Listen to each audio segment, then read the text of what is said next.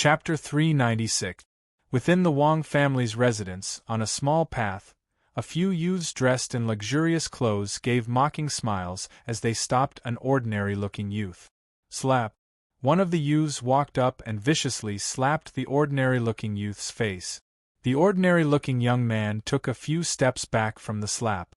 He felt a burning pain on his face, which made him want to cry. His eyes became moist, and before he could steady himself, he was kicked to the ground again. Wang Xiaozhu, you dare to disobey us? You're just a collateral family member, and in front of us, you're just a dog. One of the youths walked up and stepped on Wang Xiaozhu's head, which was the ordinary-looking youth. The other noble-looking youths stood at the side and laughed loudly. Wang Xiaozhu's head was forcefully stomped on the ground, but he did not move, allowing them to step on him. He did not resist, nor did he struggle, because resisting would only lead to more painful beatings, and he might even endanger his family. The youths had been smiling, but when they saw that Wang Xiaozhu didn't react at all, they went up and kicked him a few times. Wang Xiaozhu didn't cry out or make any sounds of pain, so they felt bored and left. After they left, Wang Xiaozhu endured the pain and humiliation and crawled up from the ground. His eyes were filled with hatred as he looked at the youths who had left. Wang Xiaozhu's identity was quite special. He had been the child of a player's servant, but because he had the Wang family's bloodline, he had been promoted to a collateral family member. However, this promotion did not benefit him at all. After all, he was the child of a servant and had been bullied by the disciples of the main family since he was young. Even though he had been promoted to a collateral family member, his status was still very low. When he was bullied, his parents could only tell him to endure it. After all, they had high statuses, while others had low statuses, and they couldn't afford to offend them. At a very young age, Wang Xiaozhu also understood this principle, and his thoughts were far more mature than those of his age. He also longed to get rid of this identity and become someone above others. At the same time, Wang Xiaozhu's hatred for the Wang clan continued to grow day by day. But opportunities don't come so easily. If I don't have an opportunity, I'll be a lowly person for the rest of my life. I'll never be able to stand out, and I'll just have to endure the Wang family's humiliation. Wang Xiaozhu definitely didn't want to continue living like her parents. Patting off the dust on his body, Wang Xiaozhu acted as if nothing had happened. He walked over to the dining area specially prepared for the direct descendants of the Wang clan and helped out by serving wine and dishes. At the same time, he also cleaned up the area. The pay for helping here was very high and one could earn quite a lot of money. Of course, Wang Xiaozhu's goal was not just money. As a collateral disciple, he did not have to worry about food and clothing. Wang Xiaozhu had another reason for coming here. Usually, when he did things, he would carefully remember the conversations of the direct disciples. Since there was no chance for him, he would create one for himself. Today, when he was serving food, he heard a direct disciple say that there was a mountain in the east that looked like a woman lying on it. Wang Xiaozhu secretly noted it down. After returning to his room, Wang Xiaozhu entered the heaven-awakened world and recorded this information in a notebook. He had already memorized a lot of this information. Following this, Zhao Fu took out a crudely drawn map that was covered with many symbols. Zhao Fu took these things to a cave outside the system main city and teleported to a region. He had been preparing for this opportunity this entire time, and he had long since learned how to construct teleportation channels. After teleporting a few times, Wang Xiaozhu arrived at a tall mountain. Suddenly, he saw a small town in the distance, and there was a mountain that looked like a woman lying on it. Seeing this, Wang Xiaozhu couldn't help but laugh inwardly. He had been searching for the Wang family's residence this entire time, and as a collateral disciple, he naturally didn't have the right to know where it was. As such, he had continuously gathered information and confirmed it. Since there was no opportunity, he would create one. Not only would he destroy the Wang family, but he would also be able to rise to the top. Back at Qin City, an assassin from Qin City walked into the hall and reported, "Your Majesty, we've found someone who might know where the state of Jing is. We found someone who might know the location of the state of Jing, but he said he wanted to meet you in person." Qin City was currently spending a lot of effort to find the locations of the various legatees because the era of city lords had begun. Over the past few days, it wasn't just China's 5 great dynasties but even some foreign dynasties were continuously building cities, so time was becoming more and more pressing. Attacking a small town was much easier than attacking a small city, and Zhao Fu couldn't give them a chance to develop. As such, he had to destroy them as soon as possible. After hearing about this, Zhao Fu felt quite confused. Why did this person want to meet with him? Zhao Fu felt quite confused as he went to that region and walked into a hidden room. When Wang Xiaozhu saw a cloaked person walk in, he gave off a powerful aura and gave off an incredibly noble and supreme aura. He immediately understood who this person was, and he had never thought that this person would be willing to meet with a lowly person like him. "This lowly one. I greet Emperor Qin City," Wang Xiaozhu said as he lowered his head and bowed. Zhao Fu felt quite surprised. The person who wanted to meet him was a 16 or 17-year-old young man who already knew his identity. "How do you know that I'm Emperor Qin City?" Zhao Fu lightly laughed as he asked. Wang Xiaozhu confidently raised his head and said, "Apart from Emperor Qin City, there's no one else in the northern continent who can destroy the state of Jing, nor would they pay such a great price to find all of the state legatees."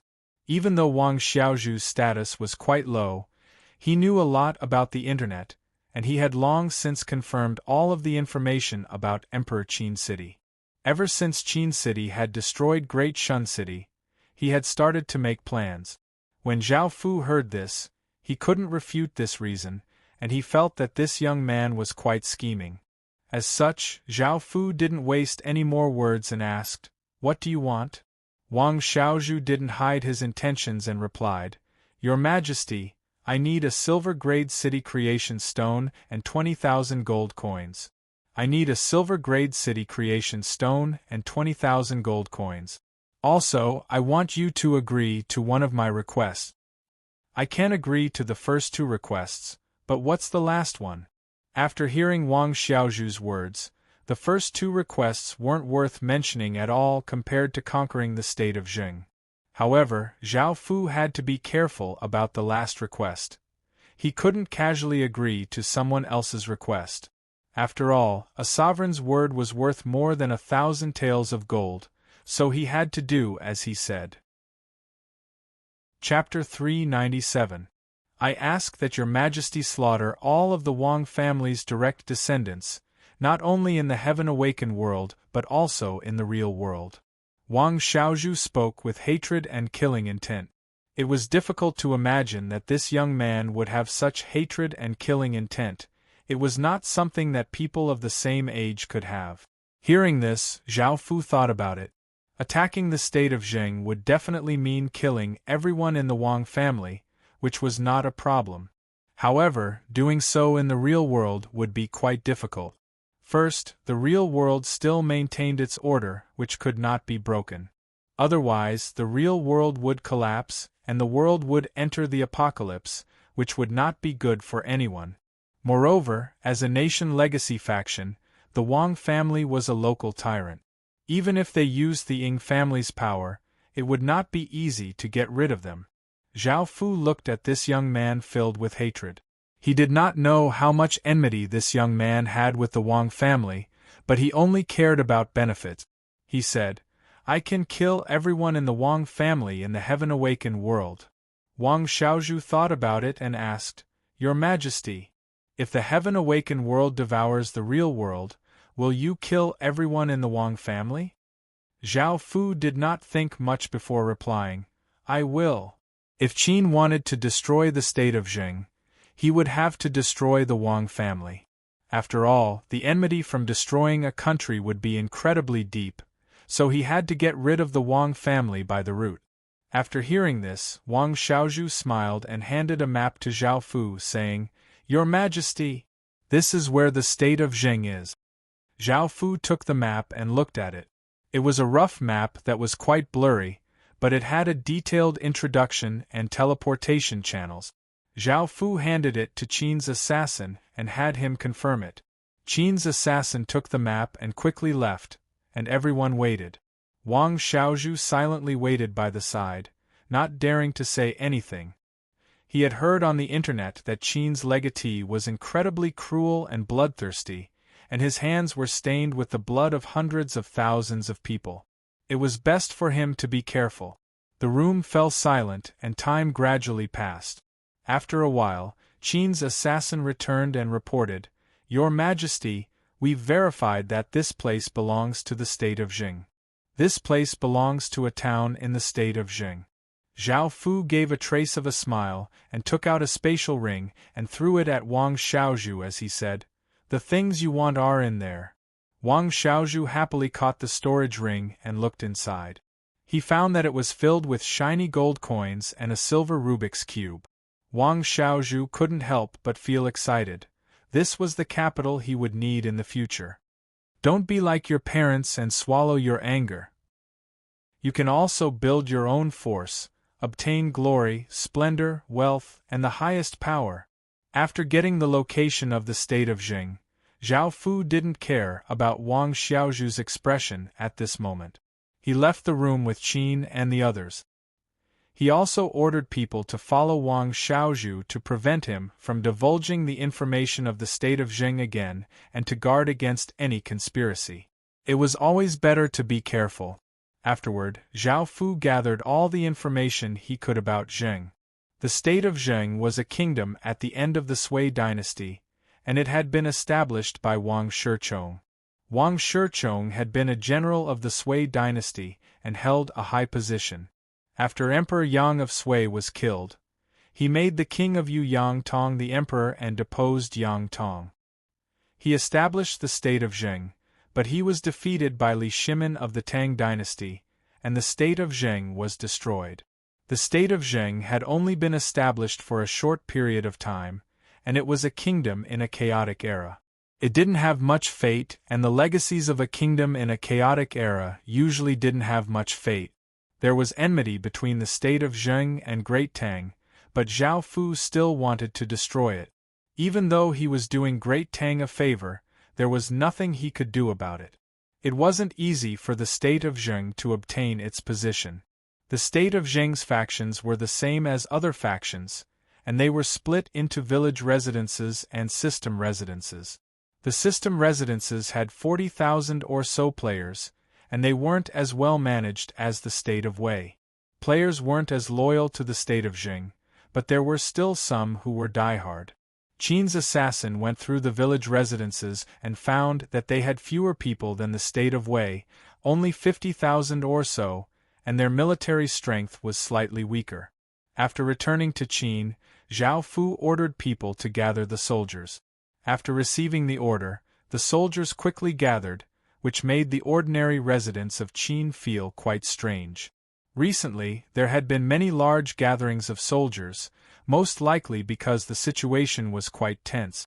As such, many residents sent the soldiers off, hoping that they would return victorious. After Wang Xiaozhu and Zhao Fu finished their transaction, they didn't find Qin's assassin following them. This was mainly because Qin's assassin was quite skilled, but he was also quite young and inexperienced. Zhao Fu had already given the order that if he did anything to harm Qin, the assassin following him would immediately kill him. However, Wang Xiaozhu didn't plan to do that. He hated the Wang family the most, and he had finally obtained an opportunity to have Qin's legatee destroy the Wang family. How could he make trouble for them? After obtaining the city creation stone and the 30,000 gold coins, Wang Xiaozhu suppressed his excitement and didn't use them for now because he needed to make some plans. For example, where should he establish a village and how to develop his faction? Especially the 30,000 gold coins. They were a massive sum of money, and he had to be careful when using them to avoid being discovered. At the same time, he couldn't tell his parents about this, or else he would be killed in the real world. After thinking about it, Wang Xiaozhu realized that Qin's legatee was most likely gathering soldiers to attack the state of Zheng. As such, he decided not to stay in the Heaven Awakened world for now, so he returned to the real world. After returning to the real world, Wang Xiaozhu did everything as usual. He couldn't afford to do anything abnormal, or else he might be discovered and lose his life.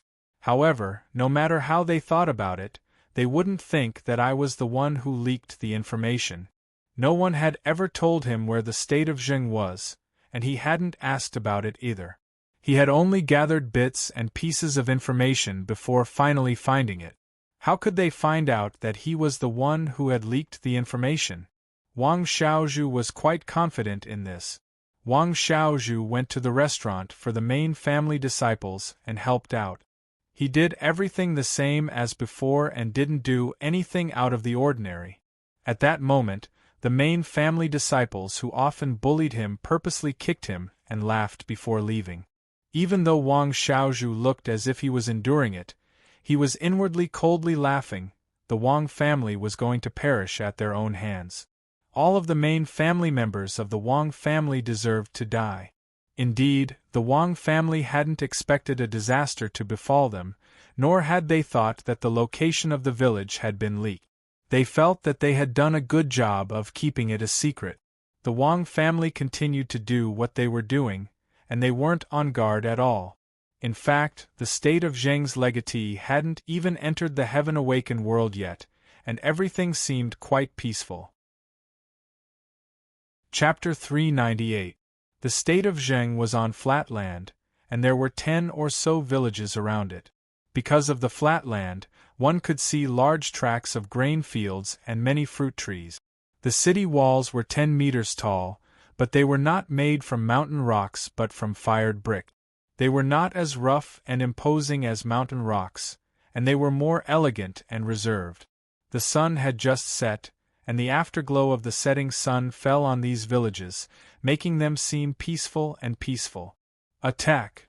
A cold voice broke this peace, and a black flood rushed towards these villages. The sound of footsteps was like thunder, shaking the surroundings. The villagers, who had been busy for the whole day and had returned to the village in exhaustion, saw this scene. They didn't even have time to rest, and they didn't care about their exhaustion as they shouted in fear, "Quick! Go to the town!" Countless villagers abandoned everything else and pulled their families as they ran towards the state of Zheng's town. With so many enemies attacking, it was impossible for their village of a few hundred people to defend. Only by entering the town would they be able to survive. By now, Qin's isolation barrier had long since been set up, and no teleportation channels could be used. As such, they could only rely on running. At the same time, some people did not want to leave and wanted to defend the village. They set up some simple defenses outside the village and picked up their weapons. However, the black flood was incredibly cold and merciless, and everything seemed incredibly weak in front of it. The black flood gave off a terrifying aura that seemed to be able to destroy everything, and it instantly inundated the village. Cries, shouts, and sounds of fighting sounded out for a short moment before coming to a sudden stop. After the flood passed, the village was covered with corpses, and blood dyed the ground red. The golden setting sun fell on the corpses filled with terror, creating a twisted scene that did not seem to belong to the human world. How could these people outrun Qin's cavalrymen? Before long, Qin's cavalrymen had caught up to them. Qin's cavalrymen did not show any mercy towards these villagers, and they swung their sabers to kill anyone they saw. Anyone who showed even a trace of mercy towards their enemies was not worthy of being a soldier of Qin's. Those who had set up defenses to defend the village were dealt a heavy blow. The war horses were incredibly powerful, and they broke through the wooden fences. The defenses were completely useless, and the villagers could only use their weapons to resist. However, they were instantly drowned by the unstoppable cavalry. In just a few moves, they were all dead, leaving behind a pile of corpses. The state of Zheng's legatee, Wang Xiao, who was in the real world, quickly returned to the heaven-awakened world. After hearing about this, the entire Wang family started to panic. When Wang Xiaozhu saw this, he sneered in his heart. The resentment in his heart dissipated significantly, and he felt much better. Wang Jian, Wei Liao, Meng Tian, the three of you will each take 20,000 soldiers and launch feint attacks from the south, west, and north. After destroying these villages, Zhao Fu gave out the battle plan. The Black Torrent had split into 3 groups, each heading in a different direction. The state of Zheng had long since closed its gates, and soldiers had come to guard the city walls. At the same time, many of the young and strong people in the town were recruited. At the same time, the defenders moved out countless boulders and trees, preparing to throw them down when the enemy attacked the city. On the eastern city wall, Wang Xiao looked at the countless enemies surrounding the state of Zheng. Wang Xiao's expression was quite serious, and he could already guess who these people were. Qin had been quite active recently, and they had just destroyed the state of Wei. He had never thought that they would set their sights on the state of Zheng so quickly. Why is the state of Qin attacking the state of Zheng? The state of Zheng has never formed any enmity with the state of Qin, nor have we joined any Qin resistance alliance. Please give me an explanation. With the massive army bearing down on the state of Zheng, Wang Xiao felt that it would be very difficult to defeat Qin. He knew that Qin had come with ill intentions, but he still had to say this. Even if the state of Zheng suffered some losses, it would be best to negotiate without using force. As long as the state of Zheng was protected, anything was fine. Moreover, by saying this, he would appear to be on the side of justice and increase morale. In other words, he had not offended the state of Zheng, so why were they attacking him? Since they were attacking him, he could only retaliate. By standing on the side of justice, morale would naturally rise, and his battle strength would also increase. Under this oppressive and austere atmosphere, Zhao Fu rode on Little Black and slowly walked out from the crowd. He looked at the city walls and replied, "It's just the law of the jungle." This was a world where the strong preyed on the weak, and there was no right or wrong. Zhao Fu's words caused Qin's soldiers to become even more resolute. There is no right or wrong in this world, nor is there good or evil. There is only the strong and the weak, and only by continuously becoming stronger and stronger is the way of thinking of an empire. Zhao Fu's simple words caused Wang Xiao to be speechless. What did it matter if Qin was right or wrong? If he wanted to destroy them, he would destroy them. Wang Xiao felt quite angry, but this was a world where strength spoke. Suddenly, beast roars sounded out from the north, south, east, and west. In the west, Wang Jian raised the army destroyer sword and roared, "Soldier aura formation." The army destroyer sword gave off a terrifying black light, and the soldiers led by Wang Jian started to give off a black aura that rushed towards Wang Jian, forming a ferocious black tiger. In the south, Wei Liao also roared, and the greedy wolf sword in his hand gave off a faint green light. Countless traces of green aura rose from the soldiers' bodies, and formed a cruel green wolf. Finally, in the north, Meng Tian raised the Heaven Pillar spear and pointed it towards the sky as he roared, "Heaven Pillar!" The spear in Meng Tian's hand gave off rays of intense azure light, and his aura continuously became stronger. The soldiers felt as if their bodies were being summoned, and they roared as countless traces of azure aura rose from their bodies. After the azure aura rose from the soldiers' bodies, it quickly gathered above Meng Tian's head, and in just a few moments, a 30-meter-wide azure ball of mist appeared in the sky, giving off a shocking aura. A ray of azure light shot out from the Heaven Pillar's spear into the ball of mist, causing it to continuously condense, and its aura became stronger and stronger. Moo! A massive cow's moo sounded out as the azure ball of mist dissipated, and an incredibly powerful and oppressive azure cow appeared in the sky. The three teams did not directly attack the city, as their main task was to feign an attack. After forming the three massive beasts, they did not attack the city walls, but instead started to attack the people on the city walls. Seeing the massive beasts rushing towards them, the soldiers on the city walls immediately wanted to use arrows to attack the massive beasts. However, before they could draw their bows, Qin shot out countless arrows, which drew arcs in the air and shot towards the city walls. Instantly. Chapter 399. The state of Zheng's population was only 50,000 or so, and they only had 10,000 soldiers. Now they had to face attacks from 4 different directions, which meant that there were only 2,000 soldiers and thousands of residents on each side of the city walls.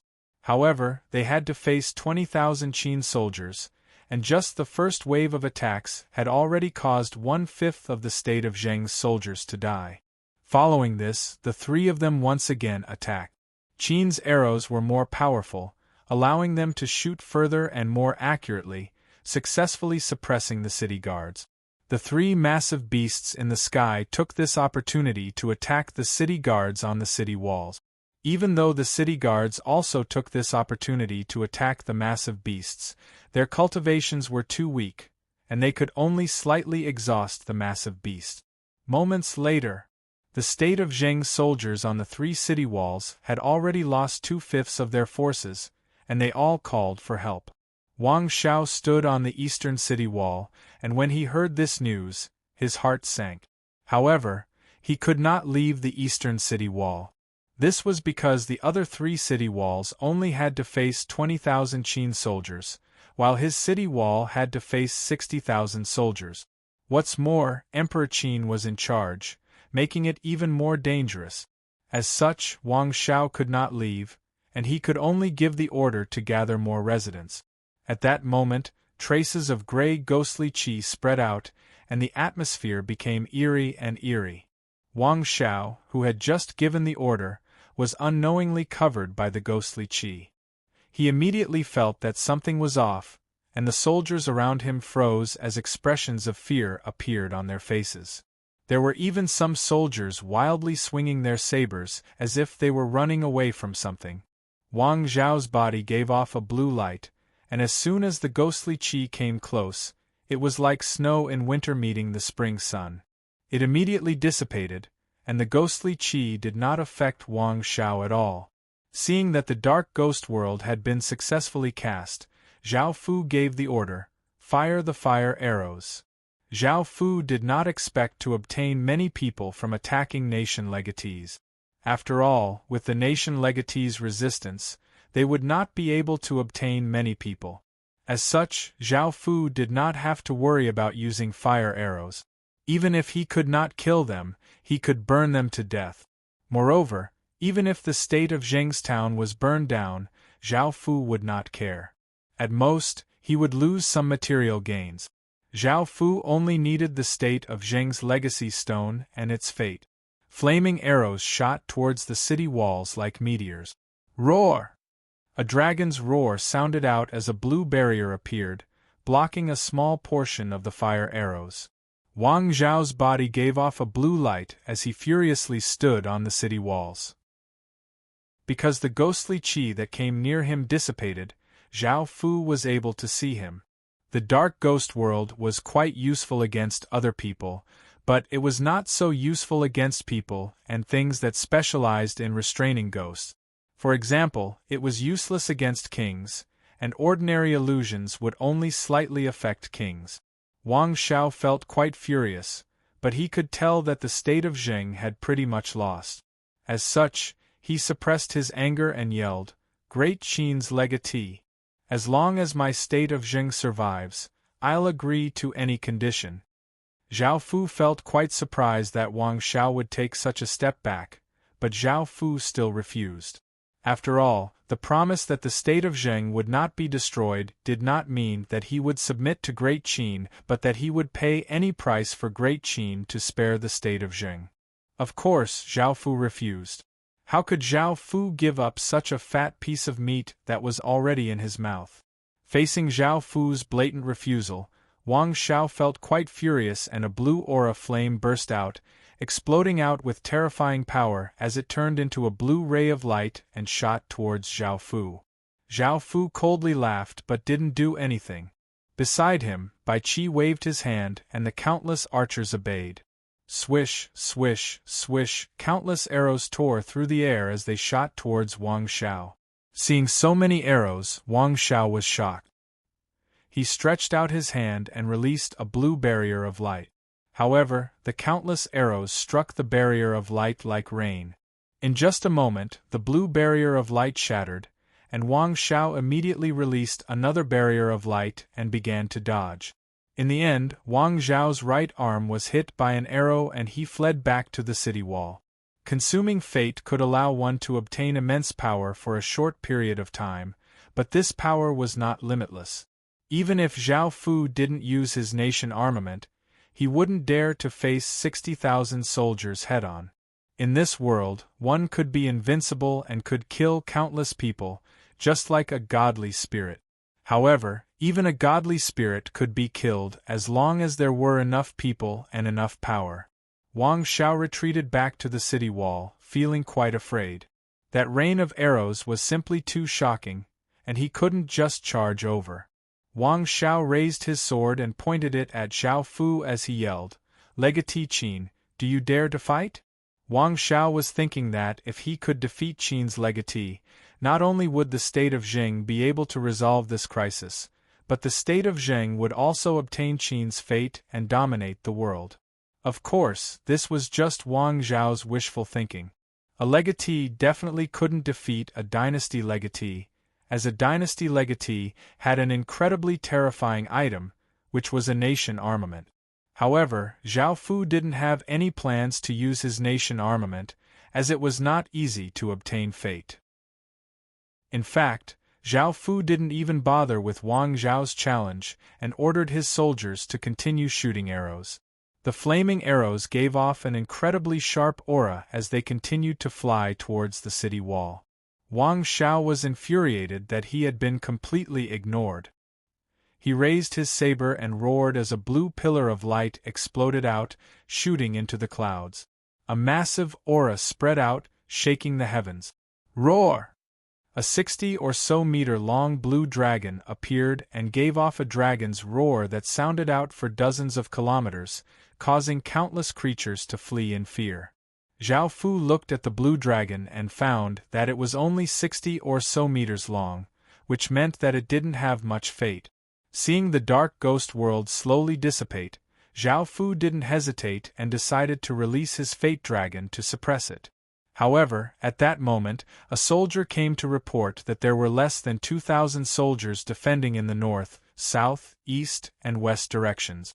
Hearing this, Zhao Fu gave up on using the Fate Dragon because using the Fate Dragon would consume a bit of fate. Zhao Fu ordered Wang Jian and the others to return to the eastern city wall and gave command to the other generals to find a good opportunity to attack. After saying this, Zhao Fu turned to look at Bai Qi. Bai Qi understood and nodded. He drew the 7 murders sword at his waist and roared as a blood-red sword light shot into the sky. Countless soldiers gave off traces of blood-red aura and rushed towards Bai Qi. Soon, a massive blood-red eagle giving off a massive aura of killing flew towards Wang Xiao. Chapter 400. Scree! The blood-red eagle gave a piercing cry as it spread its wings and attacked, its iron claws swiping at the blue dragon in the sky. The blue dragon was only 60 or so meters long, and it looked quite small. The blood-red eagle that Bai Qi had condensed from 60,000 soldiers was 30 meters long, which was only half the size of the blue dragon. Facing the blood-red eagle's attack, the blue dragon twisted its body and slammed into the blood-red eagle. A muffled explosion sounded out as the blood-red eagle was sent flying, but it quickly stabilized itself in the air. This time, the blue dragon was not able to deal much damage to the blood-red eagle. The blood-red eagle did not continue to attack. After all, this was the fate dragon of a nation's legacy. Even though it was still small and did not have much fate, it was not something that the blood-red eagle could deal with by itself. However, as the other three massive beasts arrived, the situation became different. The blood-red eagle once again attacked, swooping down with immense power as it pecked at the blue dragon. Facing such a ferocious attack, the blue dragon dodged to the side. However, the massive black tiger also ferociously leapt towards the blue dragon. The blue dragon swung its tail, sending the black tiger flying. At that moment, the voracious wolf also leapt over and ferociously bit the blue dragon. The giant cyan bull mustered all its strength and charged at the blue divine dragon. It rammed into the blue divine dragon, causing the blue divine dragon's body to wobble momentarily in the air. Because the three beasts had been condensed from 20,000 soldiers, they were quite small, only 10 or so meters long. However, they were still able to deal great damage to the blue dragon. After being attacked in two places, the blue dragon roared and vigorously swung its body, sending the voracious wolf flying. It then opened its mouth and bit towards the green bull. Boom! At that moment, the blood-red eagle once again swooped down with immense power, causing the air to explode as its incredibly sharp blood-red claws slashed into the blue dragon's body.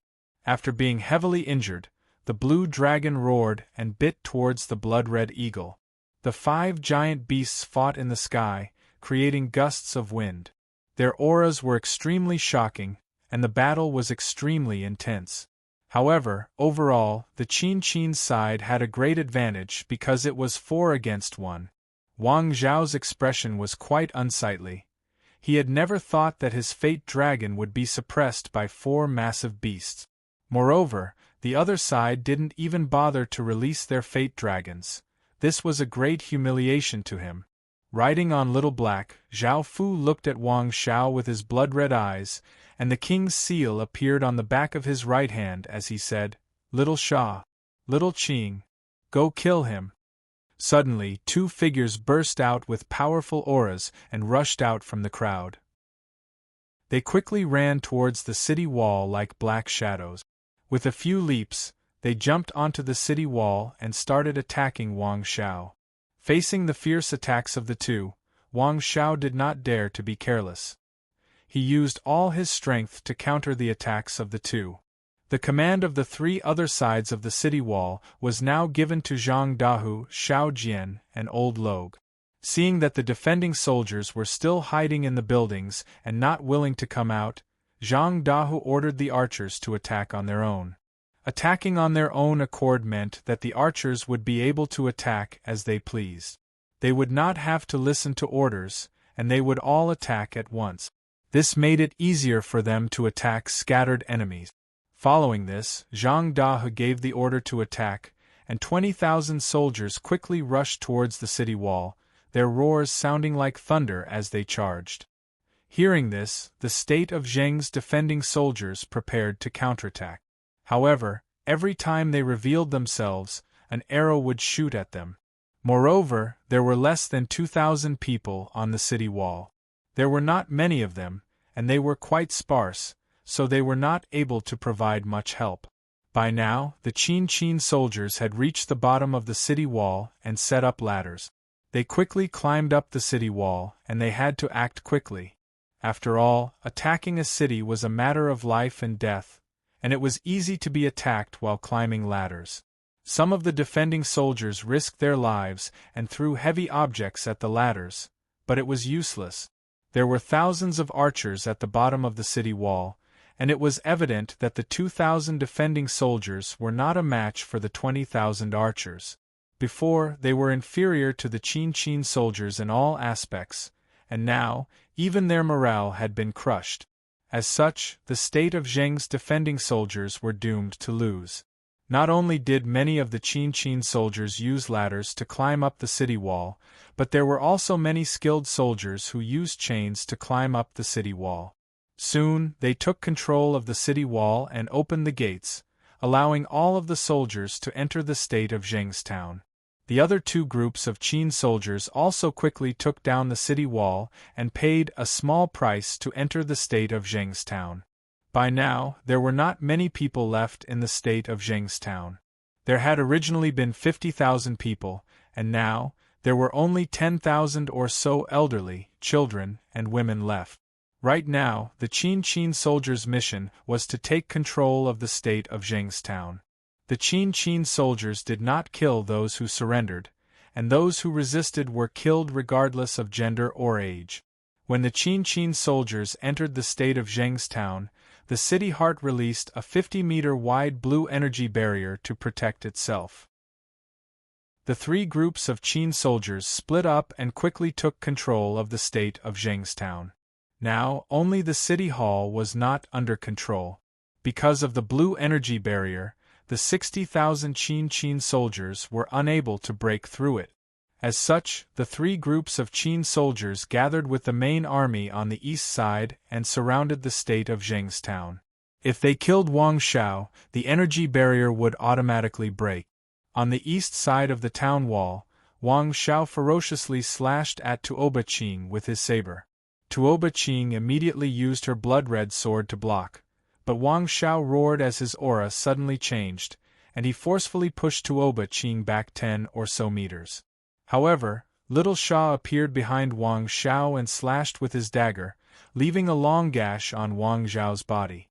Wang Xiao roared in pain and turned to attack Little Sha. There were many wounds on Wang Xiao's body, and they were all caused by Little Sha and Tuoba Qing. It wasn't just Wang Xiao, even the blue dragon in the sky was injured by the four massive beasts' combined attacks.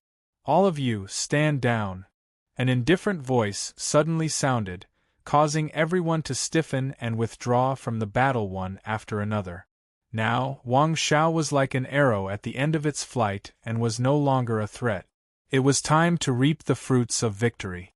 Zhao Fu stood in the air, giving off a powerful and terrifying aura. His black cloak fluttered in the wind, making it impossible to see what he looked like.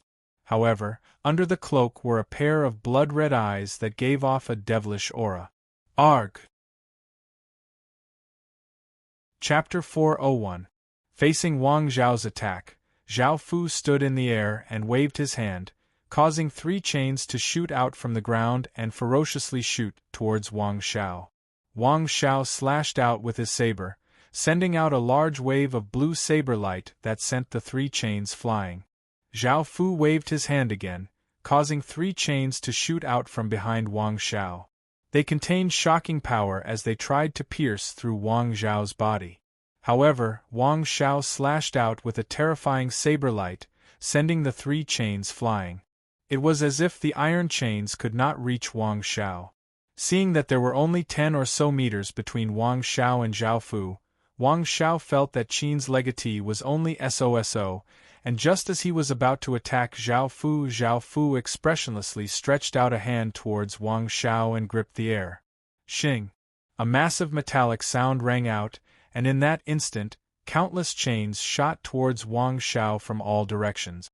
Wang Xiao was given a big fright, and he slashed out a large amount of saber light and released a blue barrier of light. Pooh! Everything fell silent as Wang Zhao's body was pierced by hundreds of chains from all directions. There was not a single part of his body that was unharmed, and blood flowed down the chains and dripped onto the ground. Before Wang Xiao died, he had a look of shock on his face, looking quite wretched. Traces of blood-red, crystal-like aura floated out of Wang Zhao's body and floated into the king's crown, causing it to receive a large portion of its healing power. After Wang Xiao died, the blue dragon in the sky dissipated, and Zhao Fu put away the chains, causing Wang Zhao's wretched body to fall to the ground.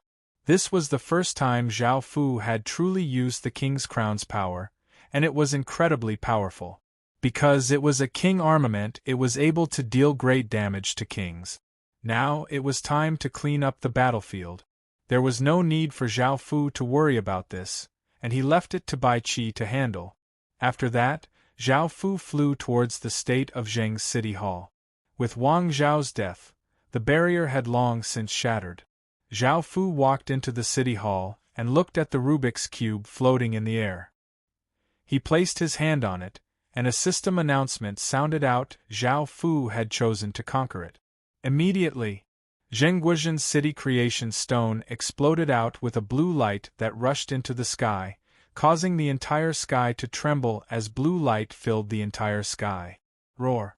A massive dragon roar filled with pain, unwillingness, and grief echoed throughout the entire northern continent. The sudden dragon's roar once again caused the entire northern continent to feel shocked. Which kingdom was destroyed this time? Countless forces returned to the real world. After some investigation, they found out that the state of Zheng had been destroyed, and the force that had destroyed the state of Zheng was, without a doubt, Qin. This caused the countless forces to feel even more terrified and uneasy. Since Qin had the power to cross regions, no one in the northern continent would be safe. At first, they had held on to a trace of hope that Qin was only attacking the Qin Resistance Alliance. After all, they had openly opposed Qin, so it was only right for Qin to destroy them. However, this hope was now shattered. Not only was Qin attacking the Qin Resistance Alliance, but he was also attacking all other factions. The state of Zheng was a classic example, and they were also Qin's target. All of the factions felt a chill in their hearts, and thinking about Qin's terrifying power, they felt a trace of fear. Could it be that they were just going to wait for Qin to destroy them one by one? Of course, the countless factions were unwilling to accept this, so they decided not to just sit around and wait for death. Instead, they all took action and made an important decision. They quickly contacted Su Yan. At first, Su Yan was quite hesitant about this matter. Before, he had opposed Qin's legatee, but he had suffered a crushing defeat. Thinking about legatee Qin's terrifying fate, even Su Yan felt quite afraid, and he understood how difficult this matter was. However, if he didn't do this, it would go against his ideals. If he did, he would most likely fail, and he would definitely lose his life. After thinking for a long time, Su Yan finally agreed. If he succeeded, his name would go down in history, and he would have the same ideals as him. Perhaps he would die, but there would be no regrets if he died because of his ideals. Soon, the countless factions reached a unified goal, and with Su Yan as their strategist, they started to move. A massive undercurrent silently flowed towards Qin. As for the Wang family, who had been destroyed, they were all in pain and frustration, and they felt immense hatred towards Qin. Now that their legacy had been destroyed, they had lost their status as a legatee family. However, they still had a trace of hope, as the Wang family was not weak in the real world. If they vigorously developed their faction, they would have a chance to contend for supremacy in the future.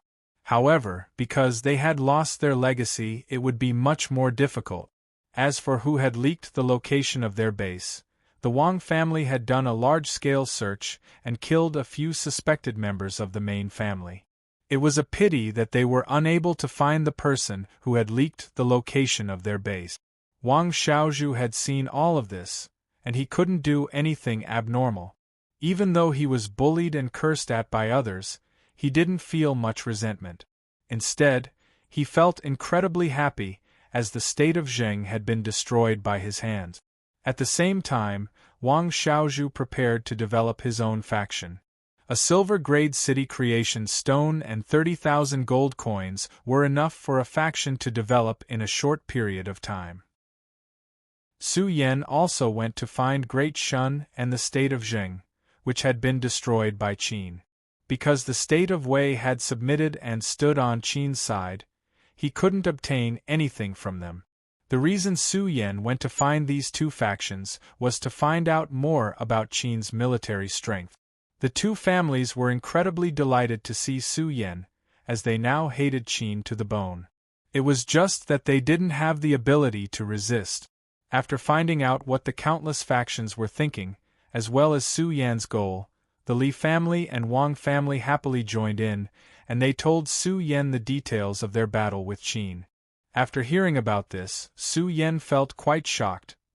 He had never thought that Qin's military strength would be so powerful. At the same time, he found out that Qin could condense massive beasts and use ghost-type illusions. Following this, Su Yan organized the information he had gathered and sent it to the countless factions so that they could think of a way to stop Qin. After hearing about this, the countless factions felt quite delighted.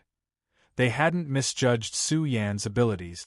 They started to make preparations so that they would be able to resist Qin in the future.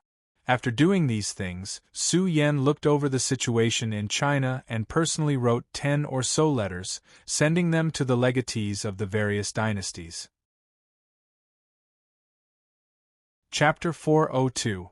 Su Yan had long since expected that none of the dynasties would say anything, as this matter wouldn't be so easily resolved. He just wanted to give it a try, and if a dynasty legacy joined, they would have a much greater chance of success. It was a pity that none of them were willing to do anything. Su Yan could consider the remaining factions, but he didn't consider the 100 schools of thought. After all, none of the 100 schools of thought would be enemies with a kingdom, and they were all scattered across the various factions, so there was no need to consider them. That was all he could do for now. If he did something big in the future, he could have a dynasty legacy join him, or he could borrow some foreign factions to keep Qin in check. They would most likely understand how dangerous Qin was, so they would most likely join. Su Yan started to think and come up with various plans. Now that he had the support of countless factions, the power he could use was massive, and Su Yan felt much more confident. Back at the state of Jing, after conquering it, Zhao Fu received countless system announcements. System announcement. The state of Jing has been destroyed, and its fate has been devoured by Qin. Qin has obtained a large amount of fate. System announcement. Qin has destroyed the state of Jing and obtained all of Great Shun's legacies. System announcement. Qin's city heart has evolved and is currently 2/30 complete. System announcement. Qin has obtained 1/5 of the state of Jing's stat. System announcement. Nation Armament 12 Metal Colossi has obtained a large amount of fate and has evolved. System announcement. Clan Armament Imperial Seal has obtained a large amount of fate and has evolved. System announcement. You have conquered a legacy town and obtained 3,000 achievement points. System announcement. You have obtained 100 war points. Zhao Fu was already familiar with these system announcements, so he didn't need to read through them. He glanced at them and didn't find anything special, so he didn't pay too much attention to them. However, Zhao Fu gave all of the achievement points to Sar. Now that he was the city lord of Orc City, his status was going to rise. The 3,000 achievement points from the King's Ring were enough to raise Sar's status to 3rd-ranked Viscount, and he fulfilled the requirement to level up a great city. The main thing was that conquering a legacy town would bring massive benefit. By now, Bai Qi had finished clearing up the battlefield and came up to report, "Your Majesty, we've achieved a complete victory. In this battle, we obtained a complete victory with only a few casualties. At the same time, we obtained a large amount of resources, equipment, money, and roughly 8,000 captive." Hearing this, Zhao Fu simply nodded. In actuality, Zhao Fu did not care much about these spoils of war. Following this, he relocated the Guo of Jing Town and obtained 160,000 or so EXP. Following this, Zhao Fu ordered people to find 4 corpses from the pile of high-grade corpses. These 4 corpses were, of course, the state of Jing's generals. One of them was SS grade, while the other 3 were S grade. After returning to Qin City with the soldiers, Zhao Fu refined the 4 corpses and fused the SS grade corpse with the innate talent blood crystal that he had refined before, obtaining a brand new innate talent blood crystal. Zhao Fu called Sima Qiu over and gave him this innate talent blood crystal. Seeing Sima Qiu's body continuously give off a blood-red light, a trace of a smile appeared on Zhao Fu's face. Qin City now had another SSS grade general with a general star. Right now, Qin City only had one historical general, Zhang Han, who was SS grade. However, Zhao Fu had obtained 3 S-grade historical general corpses, and he was only missing an SS-grade historical general corpse to raise Zhang Han to a general star. Following this, Zhao Fu rebuilt the state of Jing Town. Now that he had destroyed 3 legatees, he had obtained a massive amount of fate. Qin City decided to properly digest this fate, slow down its development and consolidate its foundation. Recently, there had been many battles, and they had obtained a great victory in attacking the state of Jing. As such, Zhao Fu gave his soldiers a break and allowed them to rest. Zhao Fu also turned his attention to internal affairs. Because it was late autumn, production was the busiest. All sorts of fruits and crops had matured and needed to be quickly harvested, so Zhao Fu added many people to help. At the same time, Zhao Fu started to prepare crops for the next season. Spring, summer, and autumn were not too bad, as there were many crops that could produce food and fruits, so they did not have to worry too much about the seasons. However, winter was a season of silence, and many crops would not be able to produce food and fruit. For example, rice and some fruit trees could not be planted in winter, and even with the city's growth time acceleration and production bonuses, they would not be able to grow them. It was now late autumn, and after autumn, it would be winter. It was time to prepare some crops that could be planted in winter. There were 10 times more crops in the Heaven Awakened world than in the real world, so there were many things to consider. The first was food. They could not lack food at all times, while fruits and vegetables were secondary. As for food, Zhao Fu chose a type of crop called frost wheat. Frost wheat was a type of wheat, and it was quite resistant to the cold, so it could be planted in winter. As for fruits and vegetables, because there were many types of crops, Zhao Fu chose 20 ors so that tasted good and were easy to grow. Moreover, during winter, the weather was quite cold, so they had to prepare many things to resist the cold. After all of Qin City's soldiers and civilians needed them, so they could not lack cotton. Because cotton was the same grade as food, they would be able to grow them in large quantities. Their growth time would be increased, and their production would be doubled. This was much better than in the real world, as they did not have to wait for such a long time. Now, Qin City's stats were incredibly powerful, so Qin City's winter would be quite comfortable. If other factions relied on ordinary villages, they would not be able to satisfy their needs, so they would have to purchase some crops. In terms of production, after making preparations for winter, Zhao Fu turned his attention to building roads. Zhao Fu planned to build 4 main roads. Teleportation channels were quite useful, and Qin City mainly relied on teleportation channels to travel between villages. As such, roads were quite useless, but as a territory, how could it not have roads? Right now, teleportation channels were quite useful, but what if they could not be used anymore? As such, Zhao Fu planned to build 4 main roads that would stretch out from the north, south, east, and west of Qin City. Qin City would definitely be the capital in the future, so it needed good transportation. Zhao Fu planned to use these 4 roads to connect different cities, and the 4 roads would continuously branch off to form a transportation network. Zhao Fu planned to use stone bricks to pave the 4 roads, and Qin City's villages were spread out 2,000 kilometers away. As such, this would be a large project, and it would take a lot of time and effort. Zhao Fu was not in a rush, and he planned to build them slowly. After all, he did not lack time. Chapter 403. The good news was about Later Zhou. Later Zhou was one of the 5 dynasties and 10 kingdoms, and it was one of the 4 members of the Qin Resistance Alliance. Because Great Qin had just destroyed the state of Jing, Later Zhou was incredibly terrified. They did not know how the other 2 countries had leaked their positions, and Later Zhou was worried that their positions would be leaked as well. In order to prevent Great Qin from attacking, they would be like the other 2 countries and would not be able to resist at all. As such, they sent all of their people back to their villages.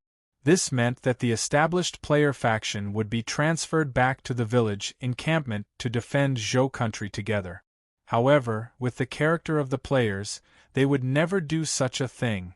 However, with the players' personalities, Later Zhou's location was naturally leaked. Later Zhou was the last of the 5 dynasties. Guo Wei destroyed the later Han and established the later Zhou, and after Chai Rong inherited the throne, he fought all over the country and prepared the conditions for unification. In actuality, later Zhou was the most likely to establish a unified dynasty after the Tang dynasty. However, Chai Rong died too early, and Emperor Gong of later Zhou, Chai Zongxuan, was only 7 years old. Later Zhou and Dingzhou lied that northern Han and Liao's armies had allied together to attack later Zhou. Later Zhou hurriedly sent Zhao Kuangyin to defend, but Zhao Kuangyin led his troops to Chenqié and started the Chenqié rebellion, establishing the northern Song dynasty. The Song dynasty completely replaced later Zhou, and later Zhou's victory and conditions for unification were all taken by Zhao Kuangyin. History was like this: many emperors killed many loyal subjects because of their suspicions, but there were also many emperors who were usurped by their generals because they believed in Zhao Kuangyin.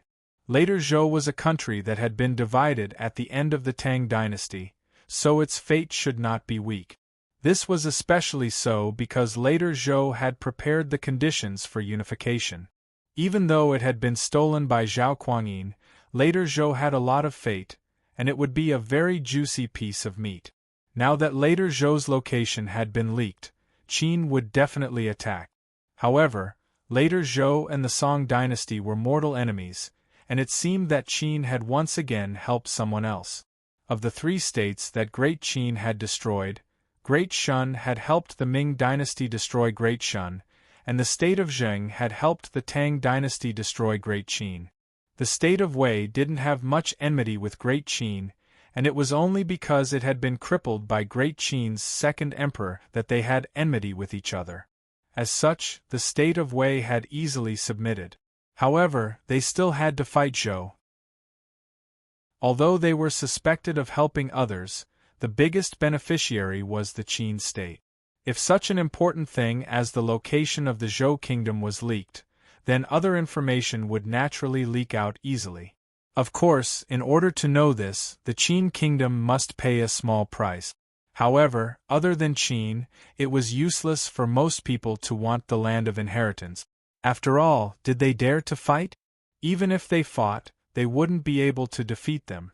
Every nation's legacy was, without a doubt, the strongest faction in the region. It would be incredibly difficult for ordinary people to touch them. Later Zhou's population had reached more than 60,000. Including the 50,000 players in the system encampment, later Zhou's total military strength was more than 110,000. If he didn't think of a way to break through, it would be very difficult. Even if Qin attacked head-on, he wouldn't be able to gain much. However, this matter was quite easy to solve. They just needed to find the main cause, which was to cooperate with the later Zhou players. Zhao Fu immediately ordered people to deal with this matter. In fact, if Zhou state didn't do this, Qin still wanted to develop steadily. But he leaked his location, so Qin certainly couldn't let him go. A bit of benefit could make people do things willingly, and a lot of benefits could make people do many things. Massive benefits could make people do anything. Soon, with the massive benefits that Qin offered, he contacted a person. Within a hidden room, Zhao Fu sat on a chair as a man with a knife-shaped face respectfully stood in front of him. This was the person that Qin had contacted, and his name was Wu Yang. He held a lot of power in later Zhou, and because he had once saved the Chai family's main branch, he was highly regarded. Even in the real world, the Chai family held a lot of power. The Chai family would never have thought that he would betray them. Now Wu Yang held a lot of power and was admired by many people, so he couldn't help but become respectful. He had never thought that Qin's legatee would personally meet him. Zhao Fu was the ruler of Great Qin, the person who was most likely to become a king in the future. His development was unstoppable, and he was a ferocious person. When he thought of that, Wu Yang naturally felt more and more respectful towards Zhao Fu. "Speak. What do you want? I'll satisfy you." Zhao Fu looked at Wu Yang. From the information that he had, Wu Yang seemed to have some ability, or else he wouldn't have been so highly regarded by the Chai family. Wu Yang bowed and replied, "First, I want Qin to guarantee the safety of my wife and daughter, whether it's now or after the heaven-awakened world devours the real world." Zhao Fu felt quite surprised. What Wu Yang wanted was not power or money but the safety of his wife and daughter. This was quite simple, so Zhao Fu nodded and said, "I can promise you that I'll send people to do this in secret." Hearing Zhao Fu agree, Wu Yang let out a sigh of relief. What he was most worried about was his wife and daughter, as he had long since seen through the current situation. By now, the various factions were fighting each other, and there were countless deaths and injuries. However, the situation was still quite good, at least people wouldn't die true deaths, and everything could be controlled. However, once the real world was devoured, the warring states period would begin. When that time came, the rules of etiquette would collapse, and the flames of war would spread everywhere. There would be no order, and there would be endless bloodshed. Even though the Chai family had a successor, they weren't unified, and they were split into 3 factions. Normally, they would fight for power, and if it wasn't for Qin's legatee's threat, the Chai family wouldn't have been able to form a unified front. Wu Yang didn't have much faith in the Chai family. Even if he worked for the Chai family in the future, Wu Yang didn't have the confidence that later Zhou wouldn't be destroyed. Once later Zhou was destroyed, not just him, but even his wife and daughter would be killed. As such, he had to find a powerful backer who could create a peaceful world. When Qin's people contacted Wu Yang, he knew that later Zhou's location had been leaked, and that it was beyond saving. Even if he didn't do it himself, someone else would. In the end, Wu Yang decided to rely on Qin. Following this, Wu Yang said, "Also, if Qin can give me a small village chief position, I'll be satisfied." Now that his biggest goal had been resolved, Wu Yang had to think about the future. He had decided to rely on Qin, and he understood that Qin wouldn't put him in an important position. However, if he could become a village chief, it wouldn't be too bad either. After all, his wife and daughter wouldn't have to worry about food and clothing, and they would be able to live a peaceful life. Zhao Fu lightly laughed. He didn't expect Wu Yang to have such low requirements. It was truly unexpected. Hearing Zhao Fu's laughter, Wu Yang felt quite confused. Could it be that Zhao Fu wouldn't even give him a village chief position? Alright, if he can live a peaceful life, it'll be quite good. Chapter 404. No. You've misunderstood.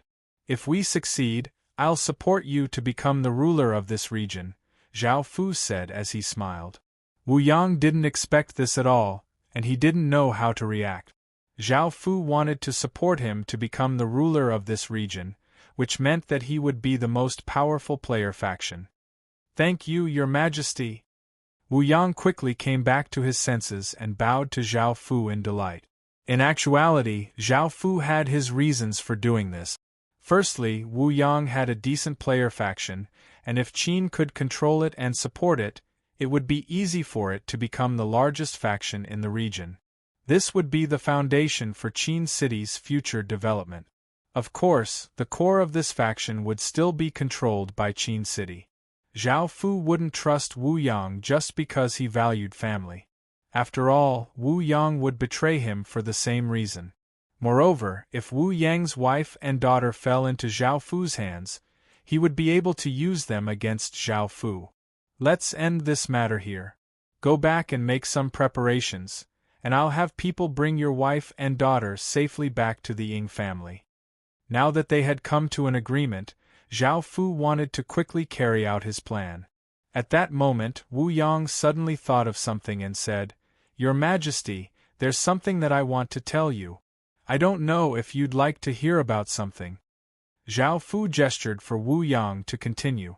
Following this, Wu Yang took out 2 talisman papers and handed them to Zhao Fu as he said, "Your Majesty, the Chai family has been secretly buying many of these 2 types of talisman papers. They've also paid a high price for some formation." Zhao Fu took the 2 talisman papers and looked at them. One was an evil warding talisman, which could drive away ghosts, and the other was a soul-protecting talisman, which could protect one's mind. When he saw these two talisman papers and heard Wu Yang's words, Zhao Fu felt that something was off, as if there was an undercurrent brewing. However, Zhao Fu did not reveal anything on his face, and he indicated that he already knew about this matter before leaving the room. After leaving the room, Zhao Fu returned to Qin City and called Guo Binglin over, telling him to immediately investigate this matter. Guo Binglin obeyed and quickly left. Zhao Fu felt that something was wrong because the evil warding talisman and the spirit-protecting talisman worked together to restrain the dark ghost world. However, because Qin's nether ghost realm was cast by a soldier at or above the first stage, these ordinary talismans were useless. They could not be immune to the nether ghost realm at all. Zhao Fu wondered why the state of Zhou prepared these two kinds of Fu papers. Zhao Fu thought for a while and concluded that the state of Zhou must have known about Qin's means, so they bought these to resist Qin. Those who know Qin's means are only those who were destroyed by Qin. Now that Zhou's state has taken protective measures, are they united? After a while, Guo Binglin returned and reported with a solemn expression, "Your Highness, I've already investigated and found out that many organizations are secretly purchasing items that can counter illusion techniques and giant beasts." After hearing this, Zhao Fu's expression became serious. Because his abilities in the Heaven Awakened world were limited, Zhao Fu did not have enough information, so he quickly returned to the real world. Just as he returned to the real world, he did not expect that there was already a man in a suit waiting for him. "Greetings, Proxy Family Leader. I'm Mu Gillen, and I'm in charge of the Ying family's intelligence work." The man politely smiled at Zhao Fu as he introduced himself. Zhao Fu nodded and asked, "What is it?" Mu Gillen handed over a document and said, "Proxy Family Leader, this is the information that the family leaders have asked me to give you. Nearly 80% of the factions in the northern side of the Midland continent have allied together to deal with Qin. Moreover, with the School of Vertical and Horizontals, his own branch as a strategist, I'd like the family leaders to remind Prince Qin of this so that he doesn't get into trouble." When he heard this, Zhao Fu's expression became quite serious. He had planned to use the Ying family's power to ask around, but he had never thought that the Ying family would have already investigated this matter. Zhao Fu sat on the sofa and flipped through the documents that Mu Gillen had given him before coldly harumphing, "A bunch of reckless fools. I already know about this. Also, order the Ying family to secretly go to this location and bring those two people back." Zhao Fu picked up a pen and wrote down an address and two people's names on a piece of paper before handing it to Mu Gillen. Mu Gillen looked at the paper and nodded before leaving the villa. Wu Yang's wife and daughter were now in the Chai family's residence, so he had to secretly bring them to the Ying family. Moreover, even if they allied together, they would not be able to stop Zhao Fu from attacking later Zhou. Zhao Fu prepared to return to the Heaven Awakened world when his phone rang. When Zhao Fu saw that it was Wu Qingyang, he thought about it and answered, "Qingyang, what is it?" Wu Qingyang's serious voice sounded out, "Of course it's something big. I'm sure you've heard that the entire northern side of the Midland continent has allied together to deal with Qin's legatee. Do you know what legatee Qin is planning?" Now that Zhao Fu had become legatee Qin's representative, Wu Qingyang became even more concerned about legatee Qin's matters. Not only would this help Zhao Fu, but it would also help herself. If the Wu family could obtain legatee Qin's help, it would be a great opportunity. Wu Qingyang felt that she could not surpass legatee Qin. If she could obtain legatee Qin's help, she would be able to help Zhao Fu and herself rebuild Great Zhou. Wu Qingyang was already very satisfied.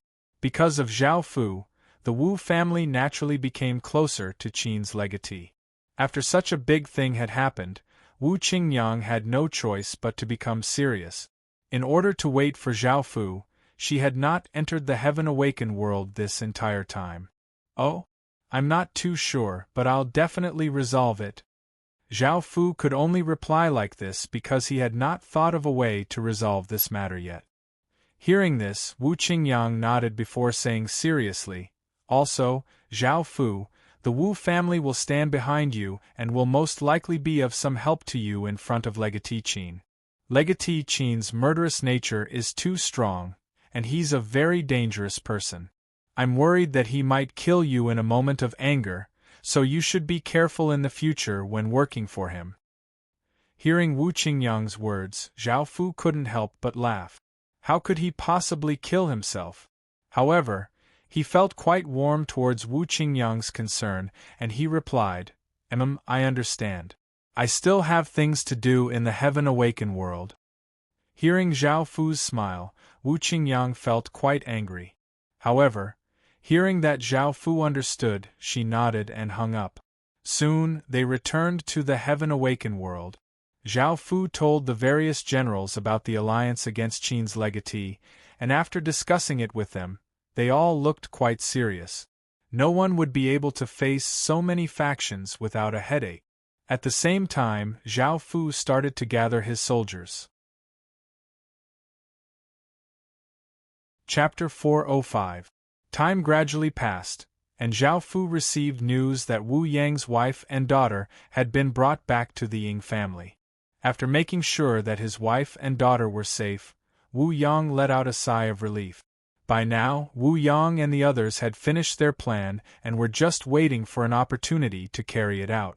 However, he could only stay in the Chai family's residence for now. If others found out that he and his wife had disappeared, their plan would definitely be exposed, and their lives would be in danger. Even though Wu Yang had helped the Chai family many times in the past, he knew the consequences of betraying the Chai family. The Chai family definitely wouldn't leave him with a complete corpse. After hearing about Wu Yang's plan, Zhao Fu started to advance. At the same time, he brought over most of the Eternal Night members to set up isolation barriers and to see if there were any ambushes around Leidezhou. Now, Zhao Fu couldn't completely trust anyone. Even though Wu Yang's wife and daughter were in his hands, he couldn't completely control Wu Yang. For example, if Wu Yang's wife and daughter were fake, or if he was willing to sacrifice his wife and daughter in order to obtain greater benefits, it was common for fathers and sons to kill each other, mothers and daughters to kill each other, and brothers to turn on each other. As such, Zhao Fu had to be fully prepared. After all, he only had one life, and if he missed it, it would be gone forever. Zhao Fu had become quite suspicious, but he wanted to ensure that his subjects wouldn't die because of his mistakes. A few hours later, Zhao Fu and his 120,000 soldiers arrived at Leidezhou's location. Leidezhou was next to a very large lake, and the walls were made of a type of pure white stone, which formed a beautiful and harmonious scene with the lake. By now, Qin's assassin had finished setting up isolation barriers, but they hadn't activated them yet. At the same time, Qin's assassin had finished checking around Leidezhou to make sure that there weren't any ambushes. Zhao Fu let out a sigh of relief and waited. According to Wu Yang's plan, they would wait until nighttime, as it would be easier to move at night. Leidezhou had expected that their location had already been exposed, and that Qin's assassin had already arrived and that their people had betrayed them. In the blink of an eye, it was 8 p.m., and the night sky was filled with stars that continuously twinkled, creating a beautiful scene. Wu Yang and the 10 or so people looked at each other and returned to the real world. They stealthily got into the car that the Ying family had prepared and returned to the Heaven Awaken world. These people were completely loyal to Wu Yang, so their safety was also within Wu Yang's consideration. He had also asked Zhao Fu to protect them. Now that they had nothing to worry about, the dozen or so people smiled and began to carry out the plan.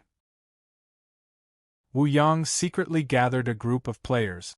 First, he selected the players he could trust. Then, he told them about his plan and tempted them with great benefit. He told them that joining Qin's side would be 10 times better than joining Zhou Kingdom, and they would get a gold coin if they joined. 1 gold coin was equivalent to 10,000 copper coins, which was equivalent to 100,000 real money. No one had expected Qin to be so rich. Compared with the treatment he would receive in the future, it was simply too different. Before, Wu Yang could control 30,000 or so players, but under the temptation of money, he could control 40,000 or so players. However, there were still 3,000 loyal players who were not willing to join Qin. Wu Yang had long since planned for this, and since he had told them about his plan to join Qin, he couldn't let them live, or else the plan would be leaked. This was because the method of delivering this information was in a hidden forest. First, 10 or so people would call a single person to the forest and tell them about the plan. If they were willing to join, they would immediately receive money and join. Then, they would call the next person, and if they were unwilling, they would be killed on the spot. Then, they would call the next person, and soon, the 3,000 people had been dealt with. There were also some people who were in the real world and had not returned to the heaven-awakened world yet, so they were not considered. After doing all of this, Wu Yang had gathered all of the players into a single force. This was a massive benefit, and it gathered all of the players together. Because Zhao Fu had promised to give Wu Yang the position of Region Lord, Wu Yang was able to do things more comprehensively and put in more effort. Wu Yang thought about Qin's legatee, and if he could take over later Zhou's town without much effort, he would be valued even more by Qin's legatee. Now that the players were no longer a threat, Wu Yang started to make his move against the Zhou family's factions. It was now 11 a.m., and most of the residents were asleep. Later Zhou's town fell into silence, and it was completely dark. The torches on the town walls lit up the town walls, making them seem incredibly bright.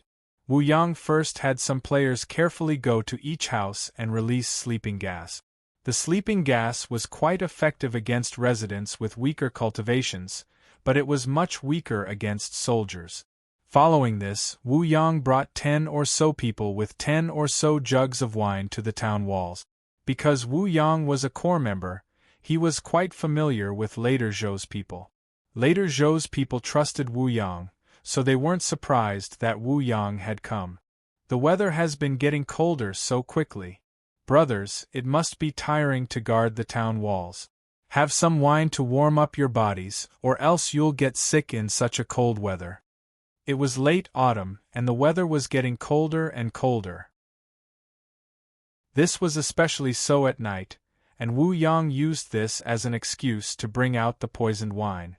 The soldiers on the town walls felt a wave of warmth towards Wu Yang's concern, and one of them said gratefully, "Sir Wu, you care about us too much.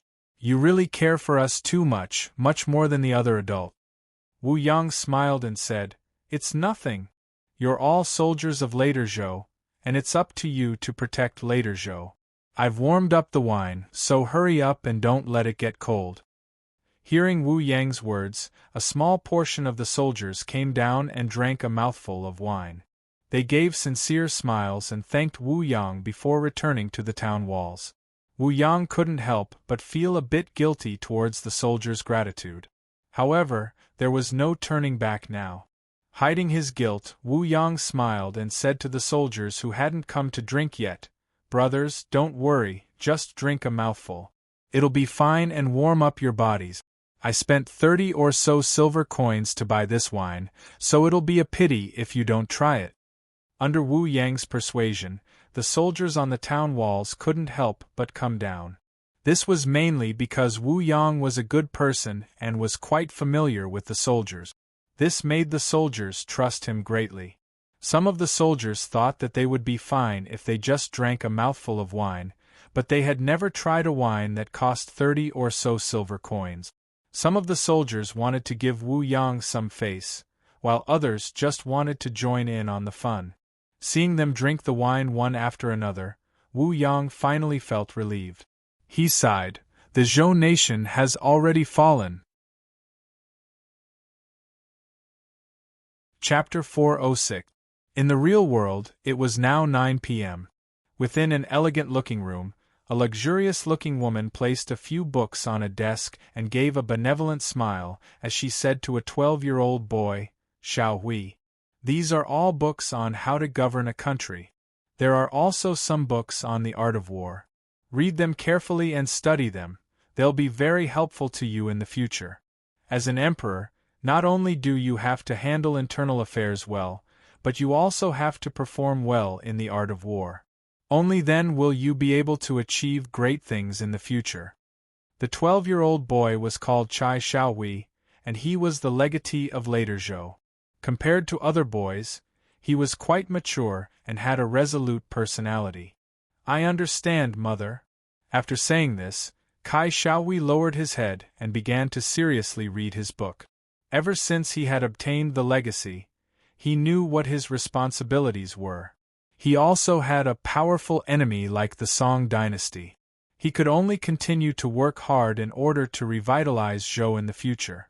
However, no matter how hard Chai Xiaohui worked, there were still many people who weren't willing to accept him.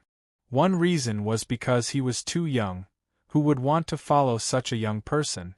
Right now, Chai Xiaohui still didn't have the ability to convince people. The second reason was that their bloodline was quite weak. Even though their bloodline was the main bloodline, Chai Xiaohui's father had passed away a long time ago, and the others weren't very useful. As such, Chai Xiaohui's bloodline was naturally much more powerful. The other bloodlines were far more powerful than Chai Xiaohui's bloodline, and as the ruler of later Zhou, they were naturally quite displeased that Chai Xiaohui had obtained the legacy. As such, there was a struggle for power. This created a lot of chaos, causing later Zhou's people to be disunited. Many people could not see much hope, and Wu Yang was one of them. If it wasn't for the fact that Chai Xiaohui's bloodline had the support of Chai Xiaohui's mother, Chai Xiaohui might have been killed. Even if the legatee was killed, as long as the foundation wasn't destroyed, they could still choose a second legatee. Even though their fate would be greatly reduced, it was still a way to obtain the position of legatee. Chai Xiaohui's mother was the beautiful middle-aged woman. She was around 36 or 37 years old, and she was quite beautiful. When she was young, she had been a famous beauty, and after all these years, her beauty hadn't decreased. Instead, she had become more mature. The beautiful woman's name was Nangong Shuwei, and she was the eldest daughter of a large family. Even though this family was not as powerful as a national legacy family, it was not weak. Nangong Shuwei had relied on her family's support to endure so much pressure. Otherwise, it wouldn't just be Chai Xiaohui who would suffer, even her bloodline would suffer. Chai Xiaohui knew that his mother's situation wasn't easy. At that moment, Kai Xiaohui was diligently studying while Nangong Shuwei looked like a loving mother beside him. They still did not know what had happened in the Heaven Awakened world. Within the Heaven Awakened world, it was already midnight. Great Qin's soldiers, who were lying in ambush near later Zhou, had not moved because they were waiting for news from Wu Yang. Then, Wu Yang sent someone to deliver the news that everything had been settled. Now, Great Qin's soldiers could finally move. However, they did not have to make too big of a move. According to the information that Wu Yang had given them, Great Qin could now silently attack the city. There were 10 or so villages on the outskirts of later Zhou's town. Luckily, Zhao Fu had brought many Qin assassins, and Zhao Fu ordered them to infiltrate those villages and kill those who couldn't be captured. As long as they didn't alert later Zhou's town, everything would be fine. Great Qin's assassins quickly snuck into these villages like ghosts. These villages did not have many people, only a few hundred, so it was quite easy to control them. After controlling those villages, Zhao Fu led the 100 ghost illusionists into later Zhou's town.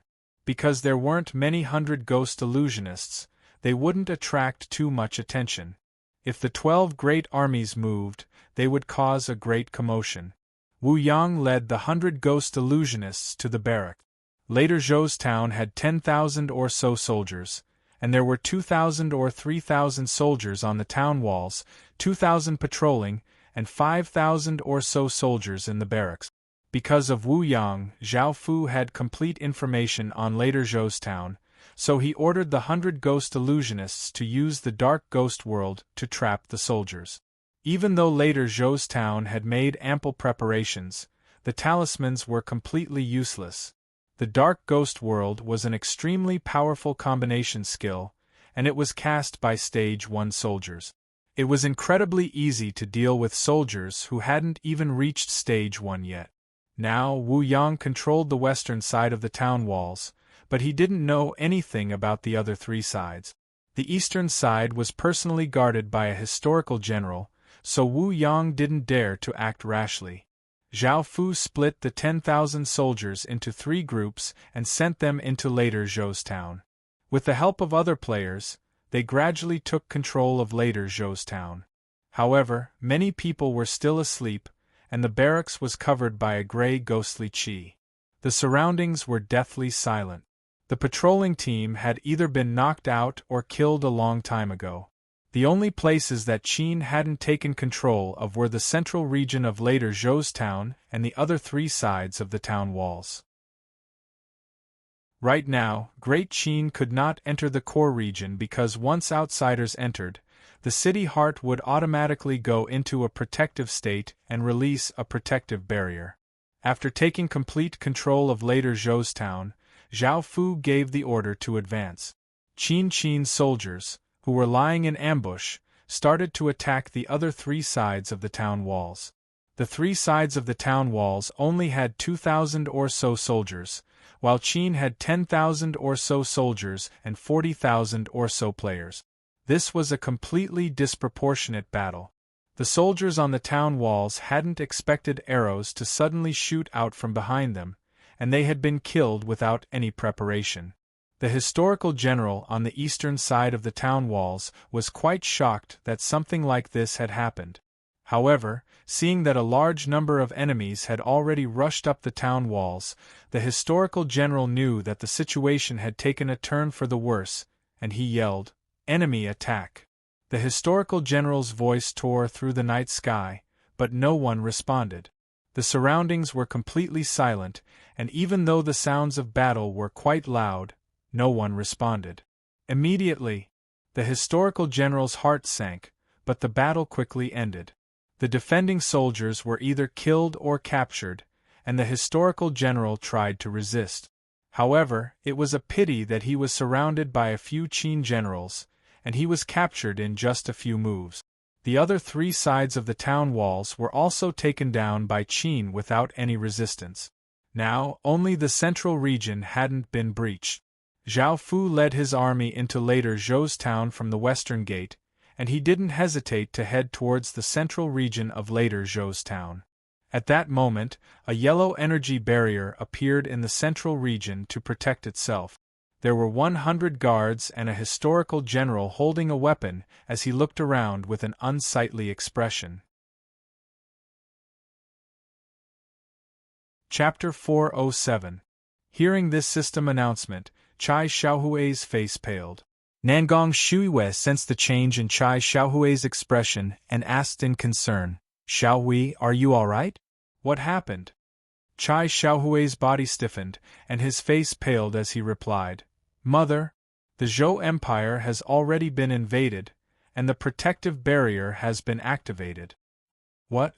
Nangong Shuiwei couldn't remain calm anymore and hurriedly asked, "What's going on? Doesn't later Zhou have 110,000 people defending it? Why would someone attack without a sound?" Chai Xiaohui shook his head. He didn't know what was going on, but he had received a notification that the village was in danger and the energy barrier was automatically activated. "Xiaohui, let's quickly go to the Heaven Awaken world and have a look. We can't allow anything to happen to later Zhou," Nangong Shuiwei said seriously. Chai Xiaohui nodded, took the Heaven Awaken stone, and entered the Heaven Awaken world. Nangong Shuiwei also felt that something was off, and she asked, "Why would someone dare to attack later Zhou with its current strength? Who was it that attacked them?" At that moment, Nangong Shuiwei could only pray in her heart that it was some small thief who had accidentally activated the barrier. If something happened to Xiaohui's branch would become the sinners of the Chai family, and the entire Chai family would attack them. Xiaohui's bloodline was originally weak. If such a big thing happened, perhaps Xiaohui's bloodline would not be spared. The Chai family would not have any feelings for this, and he probably did not have much ability to hold his son. Please don't let anything happen. Nangong Shuiwei could only hope that this was the case, but she felt quite uneasy and nervously followed Zhao Fu into the heaven-awakened world. What entered Nangong Shuiwei's vision was filled with people. All of them were well-equipped and gave off powerful auras, making them look like ferocious beasts. Just as Nangong Shuiwei entered the heaven-awakened world and saw this scene, her pupils constricted. Seeing so many terrifying enemies, Chai Xiaohui felt quite nervous and afraid. Under the pressure of so many people, Chai Xiaohui's body slightly trembled. However, thinking about how he was later Zhou's legatee and the future ruler of Great Zhou, he mustered up some courage and looked around, and his heart sank. Now, the entire state of Jing Town had been conquered. Apart from the central region, the surrounding 100 or so people no longer belonged to later Zhou. They were all enemies. Later Zhou has already perished, and there is nothing that can be done to save the situation. But later Zhou has perished just like that? The heavy responsibility on my shoulders, the lofty ideals in my heart, and the countless efforts I've put in are all gone now? Chai Xiaohui was a child, after all, and his eyes became wet as he shouted angrily, "Who are you? Why did you attack my Zhou?" Hearing his tender voice, the crowd slowly dispersed, and a person wearing a black cloak and giving off a terrifying aura walked out. Zhao Fu's gaze fell on Chai Xiaohui and felt quite surprised. He had never thought that later Zhou's legatee would be a 12-year-old boy. A trace of a cold smile appeared on Zhao Fu's face as he asked, "Who are we? You still haven't thought of it? I won't spare anyone who dares to oppose Qin." Hearing Zhao Fu's words, which were filled with killing intent, Chai Xiaohui was shocked. It really is Qin. That terrifying Qin is here. Qin. Chai Xiaohui's heart was filled with bitterness. The courage that he had just summoned up was instantly shattered. Zhou's state was destroyed by Qin so easily. Zhou's state was still too weak to fight back. A hand lightly patted his shoulder, and Chai Xiaohui looked at his mother and couldn't help but cry. Nangong Shuiwei stroked her son's back and comforted him, saying, "You're later Zhou's legatee and the future ruler of a nation. You can't be so childish." Chai Xiaohui quickly wiped away his tears and nodded, saying, "Mother, I got it." After comforting her son, Nangong Shuiwei turned to look at Wu Yang, who was standing beside Zhao Fu, and her expression became cold. "Wu Yang, Great Qin was able to take down later Zhou's town so easily thanks to you." Facing Nangong Shuiwei's gaze, Wu Yang guiltily lowered his head and said, "I'm sorry, madam. Even without me, Qin would have been able to easily take down later Zhou's state.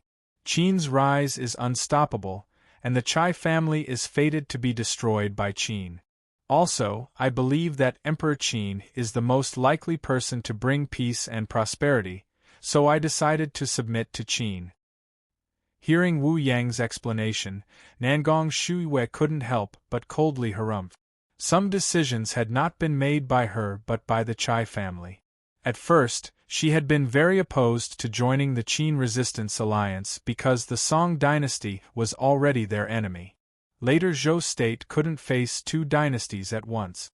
However, back then, Qin had only just become famous, and that old thing from the Chai family had been tempted by the vertical faction.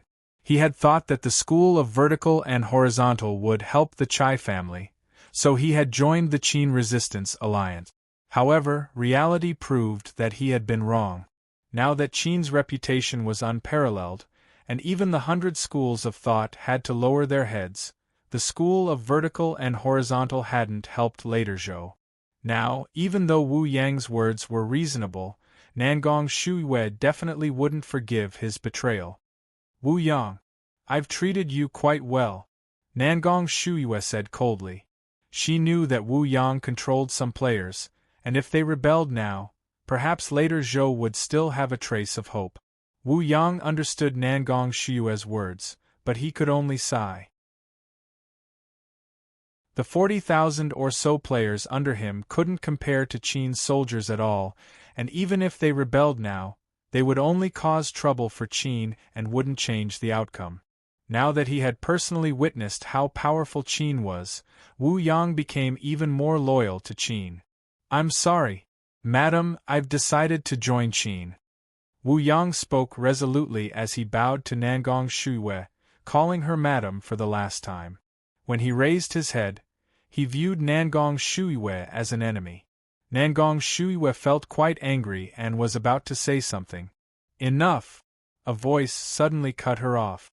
Zhao Fu looked at the mother and son in front of him and didn't want to waste any more time. His gaze fell on Chai Xiaowei as he said, "Show me the power that brought you to later Zhou. Since you're still young, I'll give you a quick death." Zhao Fu wouldn't show mercy just because Chai Xiaowei was a child, and he wouldn't let later Zhou off either. At some point, Zhao Fu's heart had become cold and callous. "Mother! Go back to the real world." Chai Xiaowei lightly pushed Nangong Shiyue away and looked at Zhao Fu with a resolute gaze.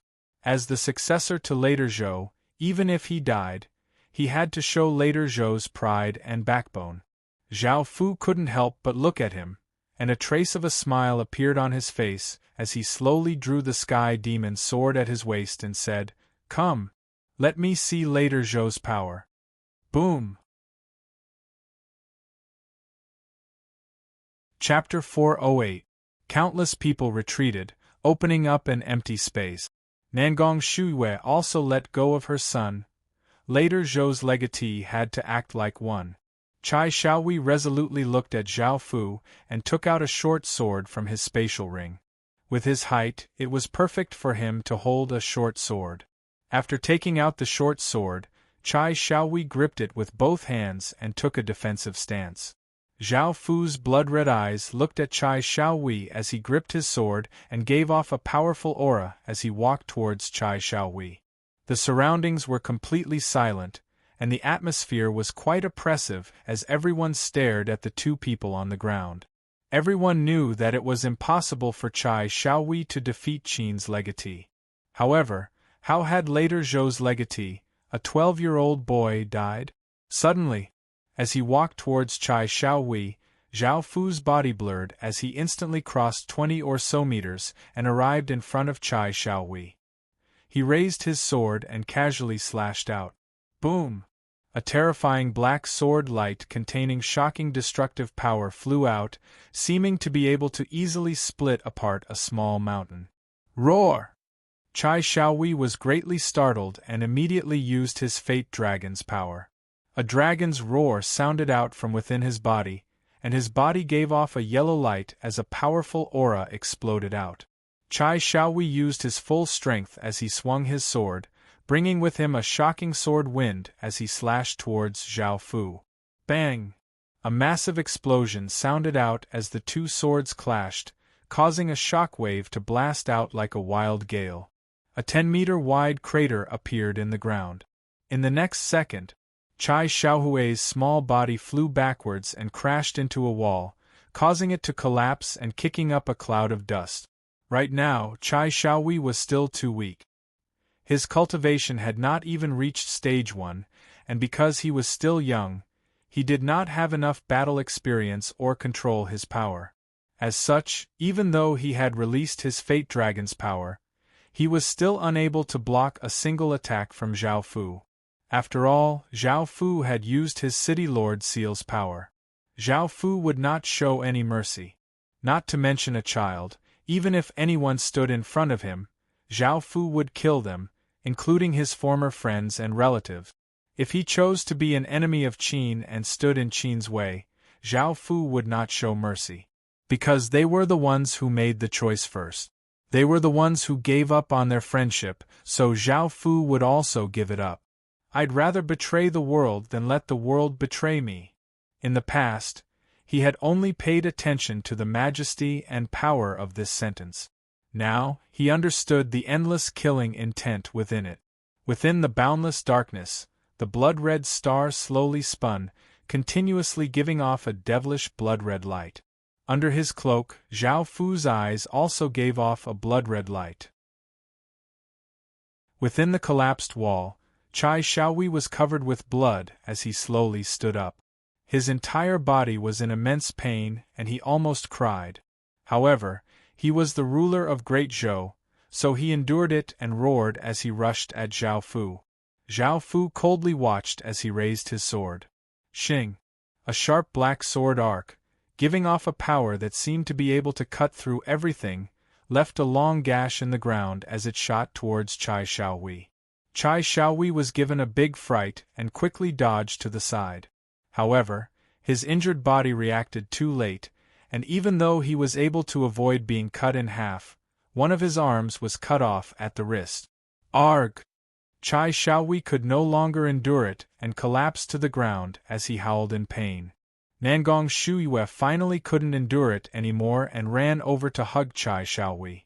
She cried and comforted him. "Don't be afraid. Mother is here." Moreover, Nangong Shuyue took out all sorts of medicines and hurriedly started to heal Chai Xiaohui's arm. "Is there a need for that?" Zhao Fu coldly looked at this mother and son. Their mother-son relationship had touched him greatly in the past, but now Zhao Fu didn't feel anything about it anymore. He raised the Sky Demon sword, and a terrifying black sword light continuously shot out, causing everyone to feel how terrifying this sword strike was. Nangong Shuyue sensed this terrifying power, and she turned to look at Zhao Fu before looking down at her son, who was in pain in her arms, and her expression dimmed. Zhao Fu was about to slash out and kill this mother and son together. "Wait, we're willing to submit to Qin." A voice interrupted Zhao Fu. It was Nangong Shuyue. "Mother! Don't, later Zhou won't submit to anyone," Chai Xiaohui said with great difficulty as he endured the pain. Nangong Shuyue slightly smiled at her son, saying, "I'll take care of things. Later Zhou is doomed, and if its foundation is destroyed, I won't be able to protect you." Zhao Fu didn't put away his sword. Subduing a dynasty's legacy was far better than destroying one, but Zhao Fu didn't trust them. Because of Wei's historical loyalty, and because of Wei's character, Zhao Fu could trust them. However, he couldn't do the same for later Zhou. After all, if later Zhou rebelled before Qin established a kingdom, it would be a disaster for Qin, and Zhao Fu didn't want that to happen. "Why should I trust you?" Zhao Fu asked as he looked at Nangong Shuyue. Nangong Shuyue knew that Zhao Fu wouldn't trust them, but she was prepared. She deeply breathed in and looked at Zhao Fu as she said, "Emperor Qin, you should know that the Song dynasty was established on later Zhou's foundation, and it inherited later Zhou in many ways. As such, if you want to deal with Great Song in the future, later Zhou will be able to help. With us, later Zhou will have some of later Zhou's fate, and with this fate, you'll be able to use Great Song's nation armament, the Emperor Cloth."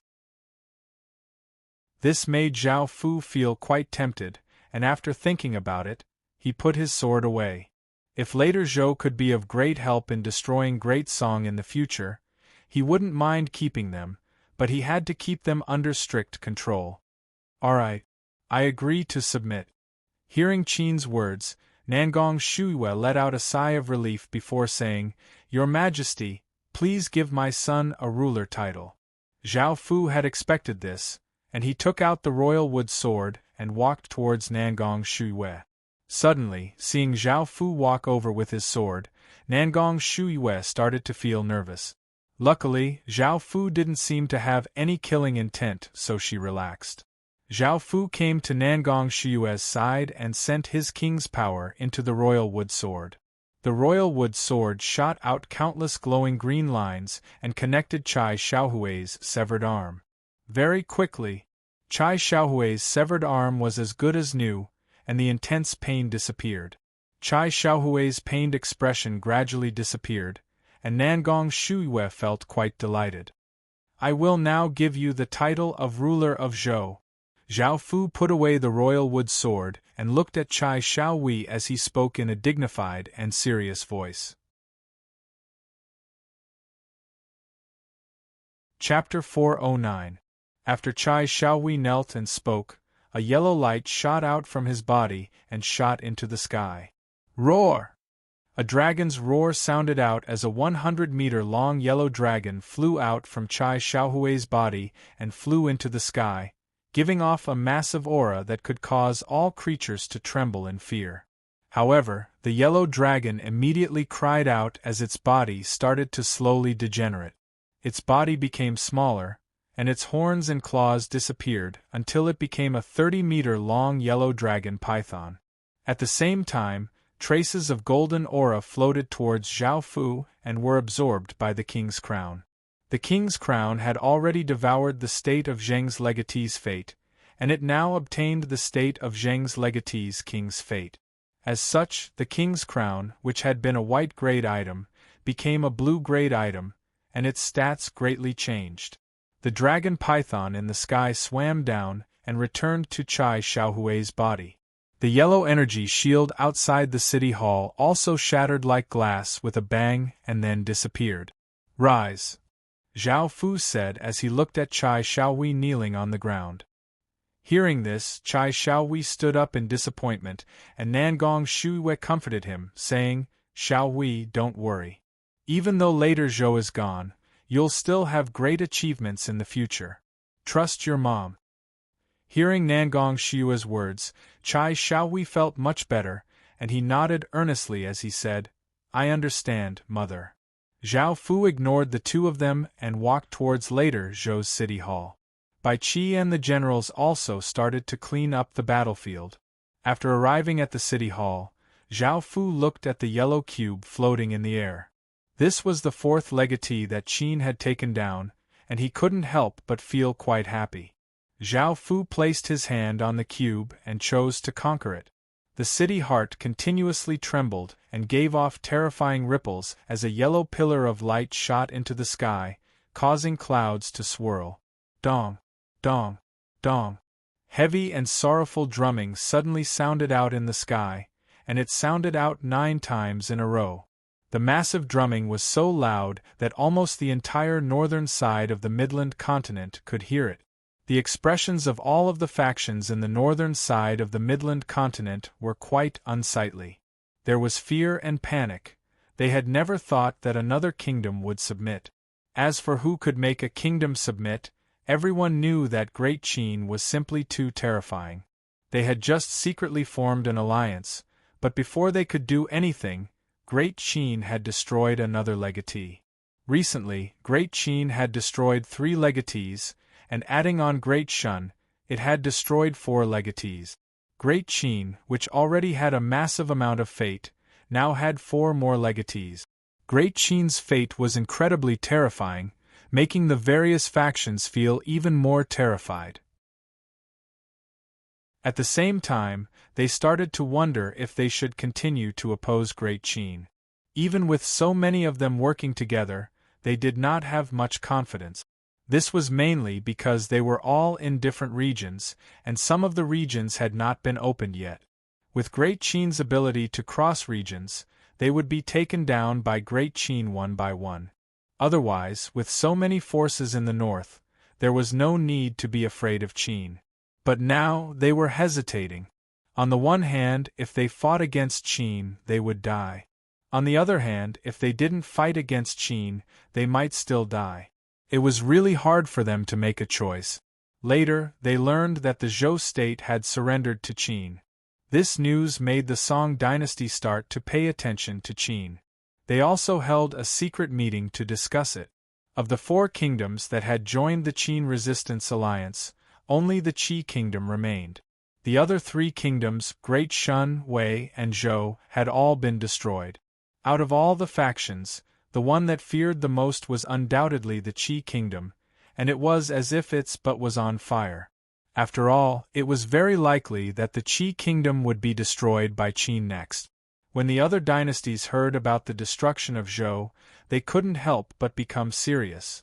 Qin's recent actions were very big. He had destroyed 3 countries in a row. His speed was really unexpected. In the real world, after the Ing family's family leaders heard about this, they naturally laughed happily. After all, it was possible that Qin's legatee would return to the Ing family, and that Qin would also return to the Ing family. At the same time, they felt incredibly happy that they had chosen Zhao Fu to be the acting family leader to curry favor with Qin's legatee. It was only because of Zhao Fu's appearance that the Ing family had established a relationship with Qin's legatee. After hearing about this, Su Yan's expression became serious and he didn't say anything. Instead, he continued to look through the information. Back in the Heaven Awakened world, after Zhao Fu conquered later Zhou's town, system announcements continuously sounded out in his mind. System announcement. Later Zhou has submitted, and its fate has been devoured by Qin.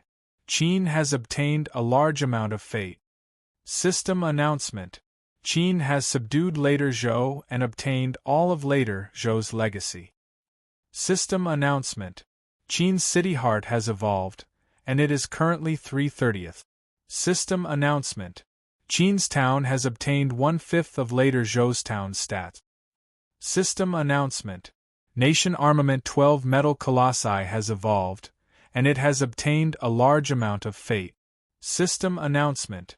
Clan armament imperial ruler's seal has evolved, and it has obtained a large amount of fate. System announcement. You have conquered a town with a nation's legacy and obtained 3,000 achievement points. System announcement. You have obtained 100 war points. These system announcements were the same as before, and Zhao Fu didn't look at them too much. Zhao Fu allocated the achievement points to Doke because West Pan City was Qin's prey. West Pan City was a kobold city, and Doke was a kobold city, so leveling him up to Viscount satisfied the requirements for leveling up. There was also a system announcement that the Chaotic World Stone Steel had leveled up to level 4 and could be exchanged for gold-grade items. Leveling up to level 5 required 1,000 war points, which could be exchanged for legendary-grade items. Qin now had quite a few war points because he hadn't used them yet. Within a hall, Zhao Fu sat at the head, and Bai Qi and the other generals had finished cleaning up the battlefield. They gave detailed reports to Zhao Fu, and there were 3 people beside him. One of them was Nangong Shuiwei, and the other was 2 historical generals.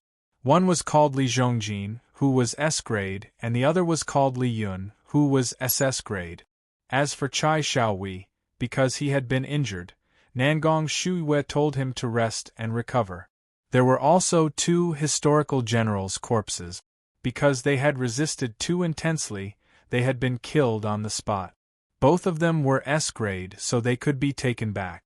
After hearing Bai Qi's report, Zhao Fu planned to take 20,000 of later Zhou's residents back to Qin and take Li Yun away, leaving Li Zhongjin to defend later Zhou's town. As for the players that Wu Yanghe led, they would become independent and create a new faction. If later Zhou's town was in danger, they would be able to help. After taking care of these matters, Zhao Fu planned to take his soldiers back to Qin. At that moment, Nangong Shuiwei stood up and said that she had something to do. She looked at the generals, and they all left the room and closed the door.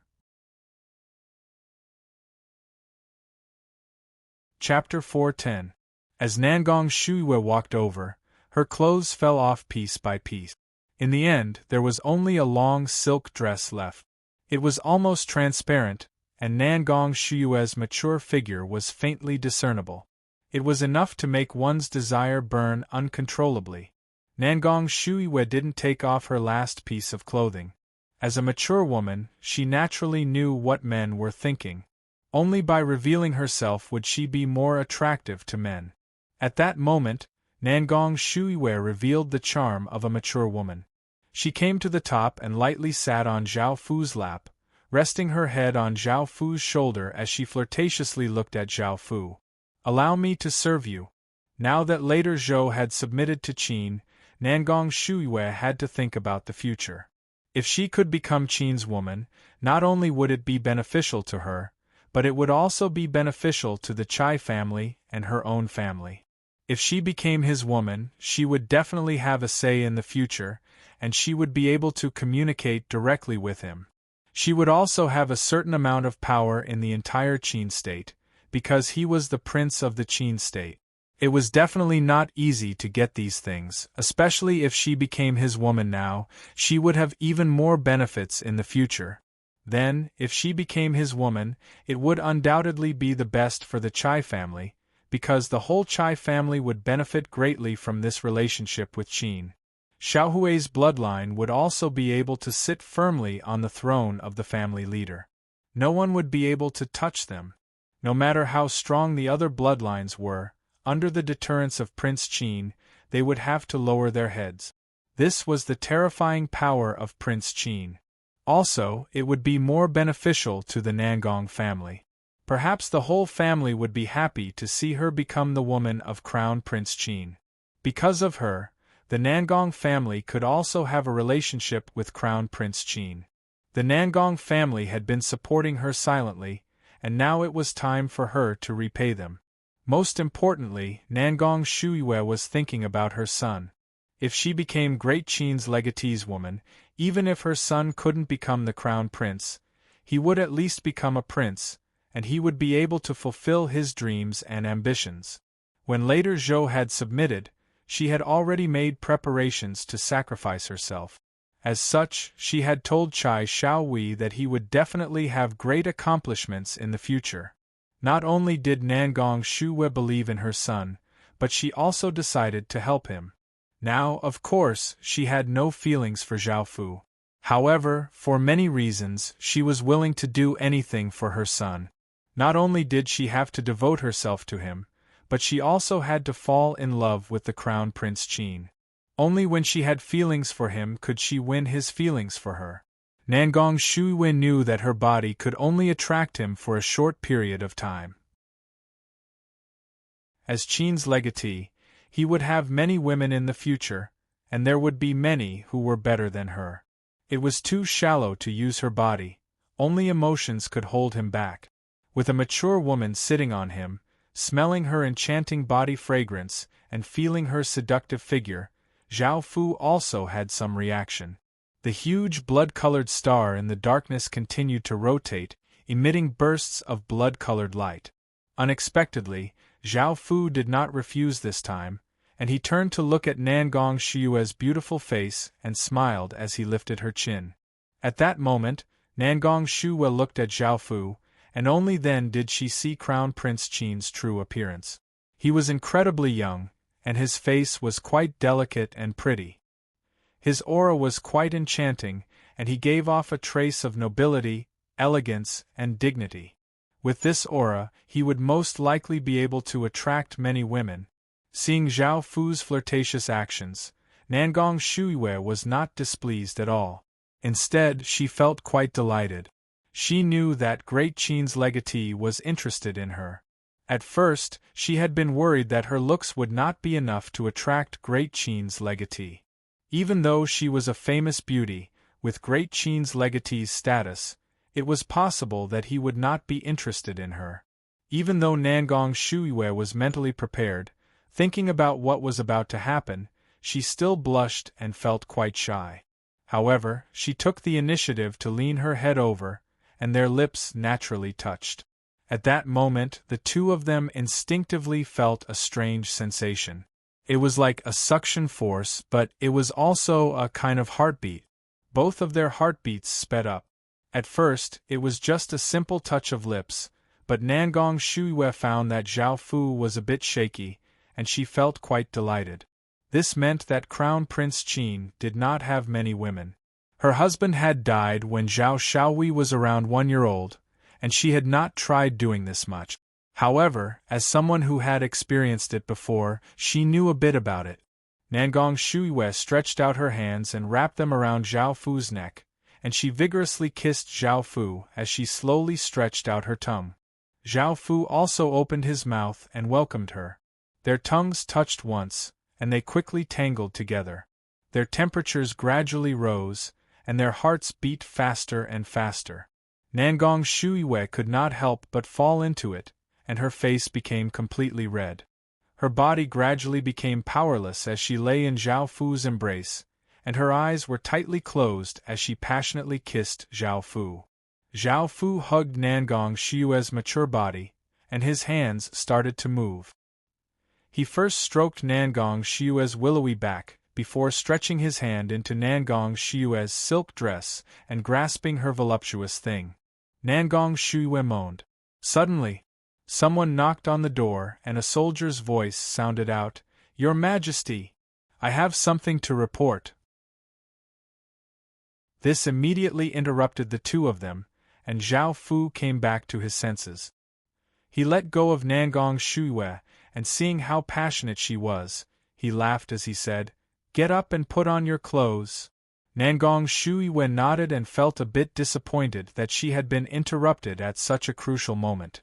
However, she listened to Zhao Fu and calmed her rapidly beating heart before quickly putting on her clothes, returning to her elegant and mature appearance. At that moment Zhao Fu said, "Come in." Following this, the soldier pushed open the door and walked in. The loyal soldier did not dare to look directly at Zhao Fu, so he did not notice anything amiss.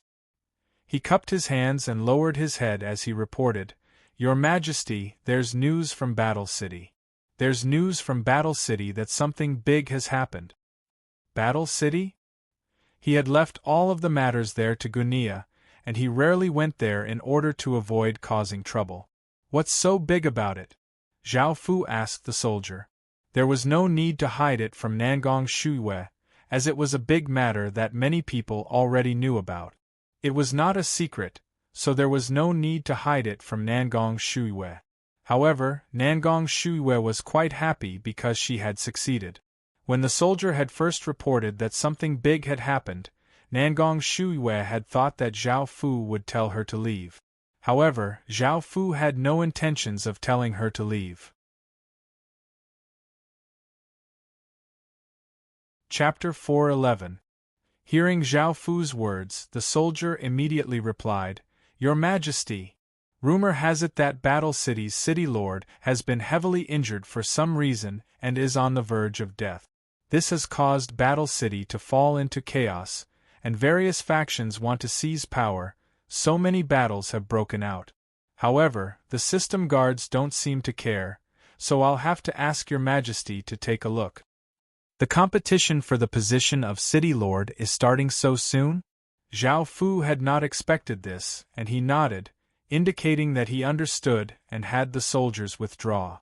After thinking for a while, Zhao Fu fell silent. Zhao Fu stood up and turned to look at Nangong Shuiwei as he said, "I'm going back to Qin City." Nangong Shuiwei understood that Zhao Fu had something to say, so she smiled and nodded before feeling a bit shy as she asked, "Your Majesty, what's the matter?" She then shyly asked, "Your Majesty, what happened just then?" Zhao Fu lightly laughed. He hadn't been able to control himself just then, and he had felt quite strange. However, that feeling of contact was incredibly beautiful and mesmerizing. Zhao Fu knew that he and Nangong Shuiwei didn't have much feelings for each other. After all, it would be strange if they had feelings for each other as soon as they met. Zhao Fu looked at Nangong Shuiwei and asked, "What do you think I'll do to you?" This question didn't stump Nangong Shuiwei. From Zhao Fu's expression and tone, she could tell what he was thinking. Nangong Shuiwei happily went up and hugged Zhao Fu as she leaned her head against Zhao Fu's chest. "Your Majesty, I'm your woman now." Since he had already done what he wanted, Zhao Fu didn't have any regrets. He put his arm around Nangong Shuiwei's waist and nodded. After hearing Zhao Fu's reply, Nangong Shuiwei's smile became even more brilliant, and her face became slightly red as she said in a small voice, "Your Majesty, should we continue?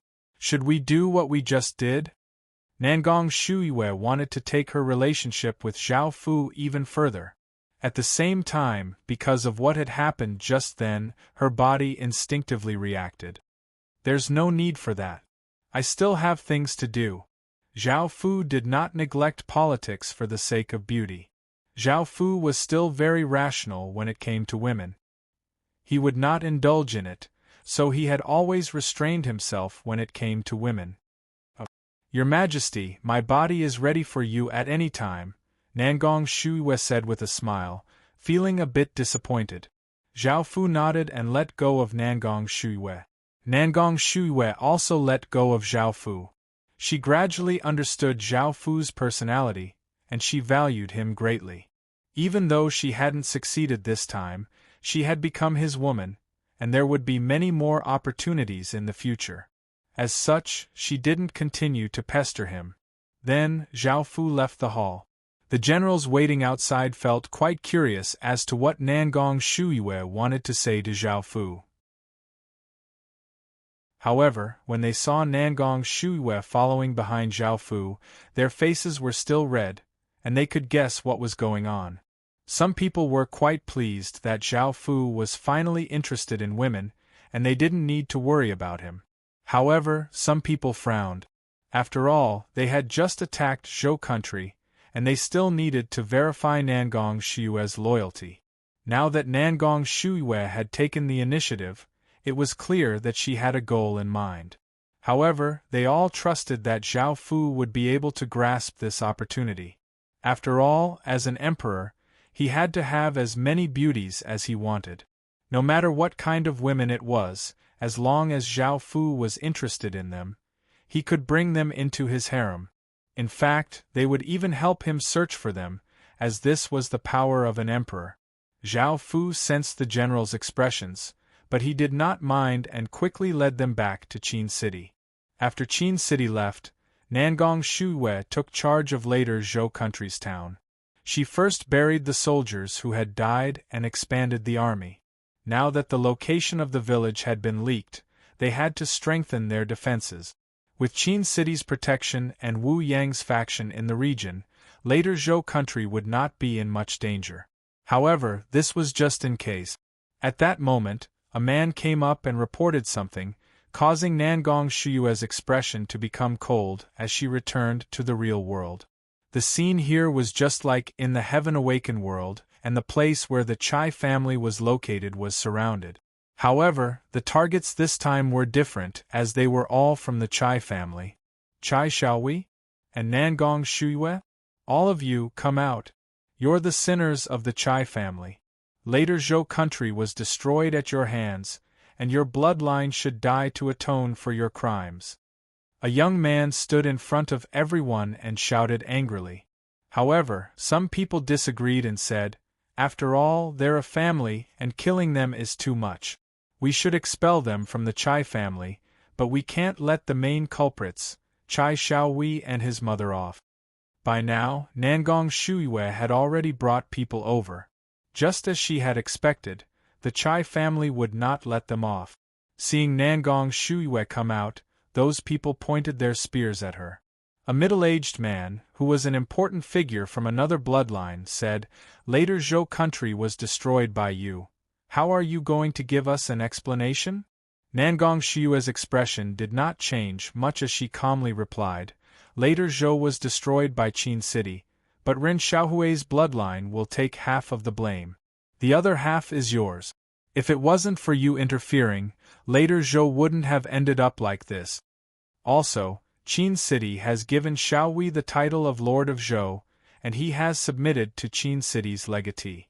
In the future, he will be one of the most powerful figures in Qin City. If you want to do anything to him, rivers of blood will flow through the Chai family.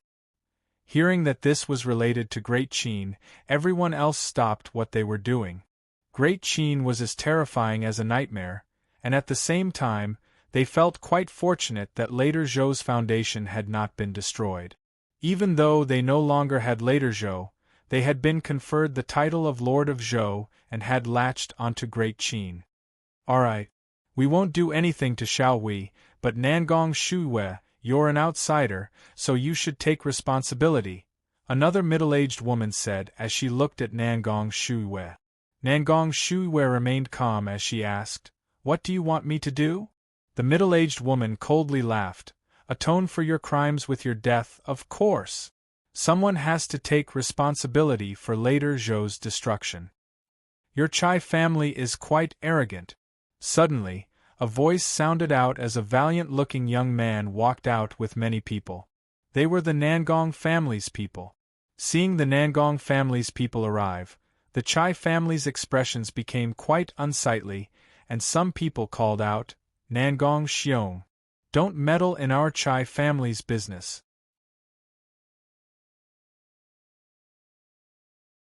Chapter 412. Hearing that Nangong Xiong wanted to take Nangong Shuwei away, some people from the Chai family were quite displeased and loudly called out, "Nangong Shuwei has married into our Chai family and is now part of our Chai family. She caused such a great disaster, so she has to take responsibility for it. Also, don't think that our Chai family, a family with a legacy, will be afraid of a small family like yours." Originally, Nangong Xiong had wanted to cause trouble, but his family's leader had long since told him not to create a conflict with the Chai family at this time, and to bring Nangong Shuwei back to the Nangong family. However, when he heard this, he couldn't help but sneer. "Your Chai family is still a nation's inheritance? Wasn't he killed by Qin just now? As for your Chai family, our Nangong family is not afraid of you at all." Hearing Nangong Xiong's words, the Chai family's people were infuriated.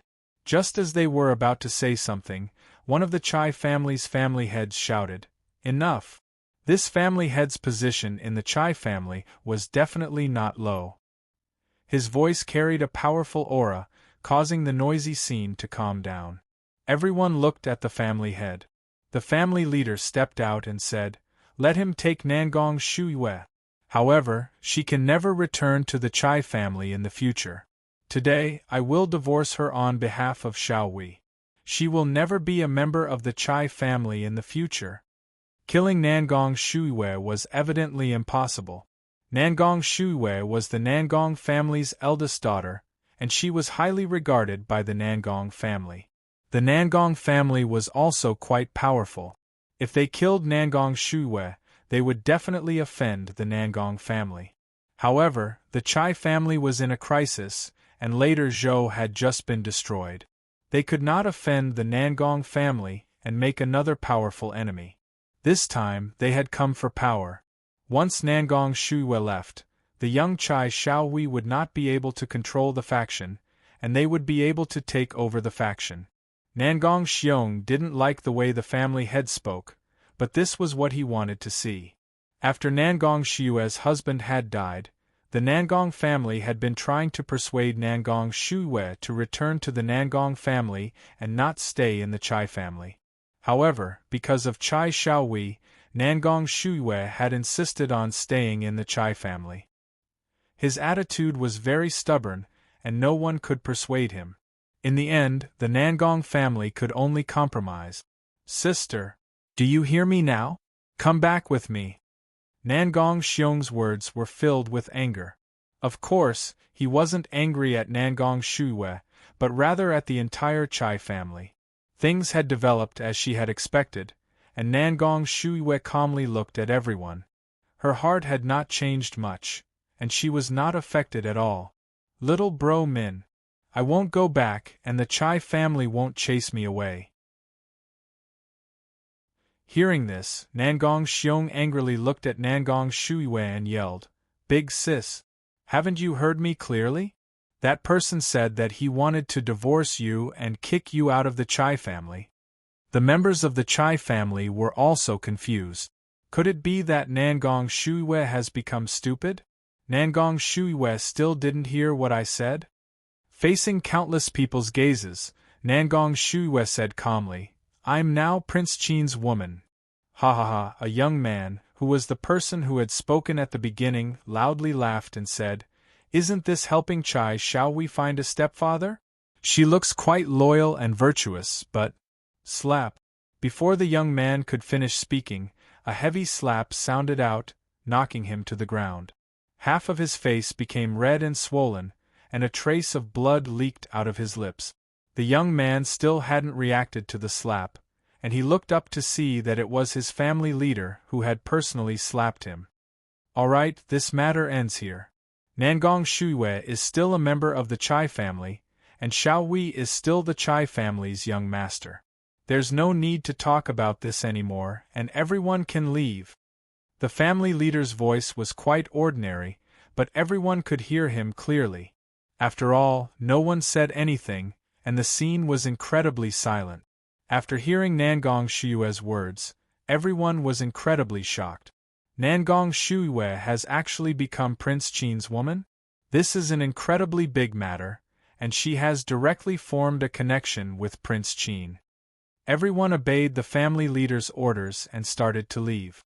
The family leaders from the various branches all had smiles on their faces, and the family leader who had said that he was going to divorce Nangong Shuyue immediately apologized. This was all because of Prince Qin. If Nangong Shuyue became Prince Qin's woman, the Chai family would receive massive benefits. This was especially so now that later Zhou had submitted to Prince Qin. If they could have this relationship, it would be even better. Nangong Xiong's expression became serious, and he asked in disbelief, "Big sis, is that true?" Hearing this, Nangong Shuyue earnestly nodded. In actuality, she didn't want to bring up Great Qin's legatee, as it would be quite disgraceful. After all, she was a woman with children, and even though her husband had died young, if she suddenly became someone else's woman, people would definitely gossip. Seeing Nangong Shuyue nod, Nangong Xiong immediately took out his phone and made a call. This matter was quite important and he had to tell others. The call quickly connected, and after Nangong Xiong told them about this, the other side fell silent for a few seconds before telling Nangong Xiong to come back and not to interfere with Nangong Shuyue's matters. It was evident how important this matter was to the Chai family.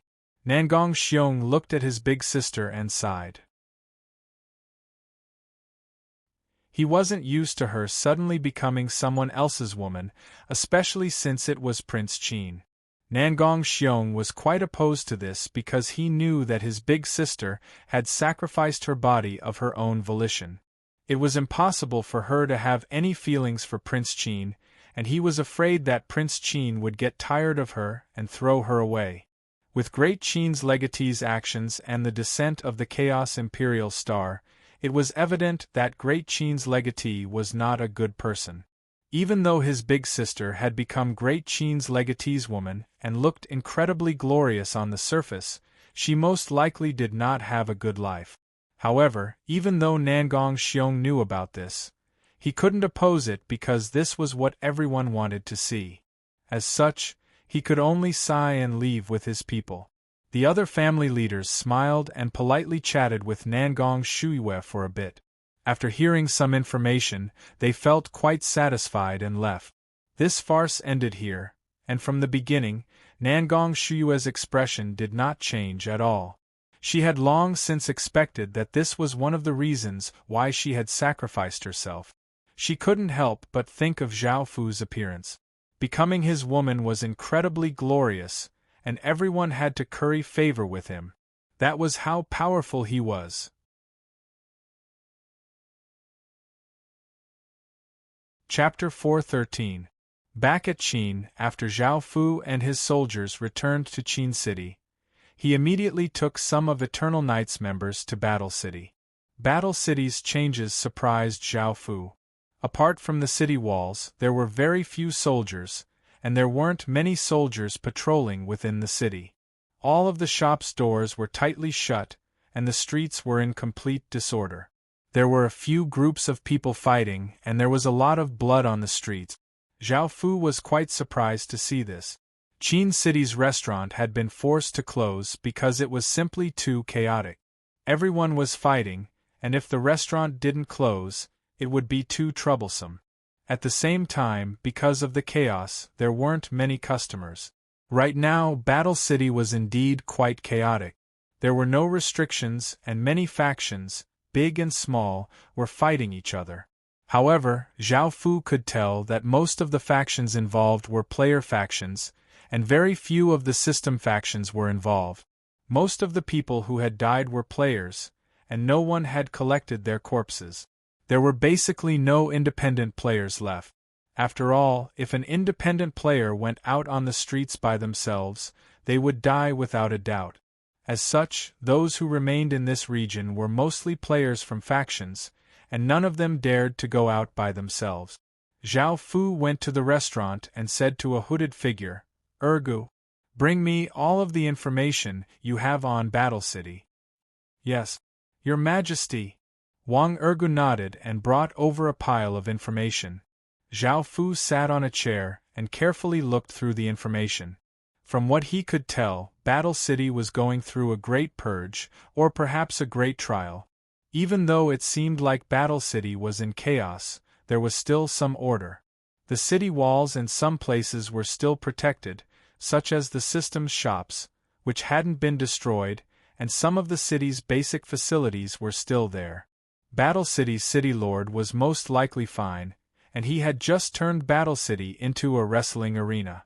The various factions would fight each other, and the most powerful would be chosen. Zhao Fu looked through the people who had the most potential to become city lord. The first was the person with the most potential and the greatest faction. He was called Xiong 7, and he was Battle City's first gold medal fighter. He was the most famous in Battle City and had established his faction the earliest, so he was also the strongest.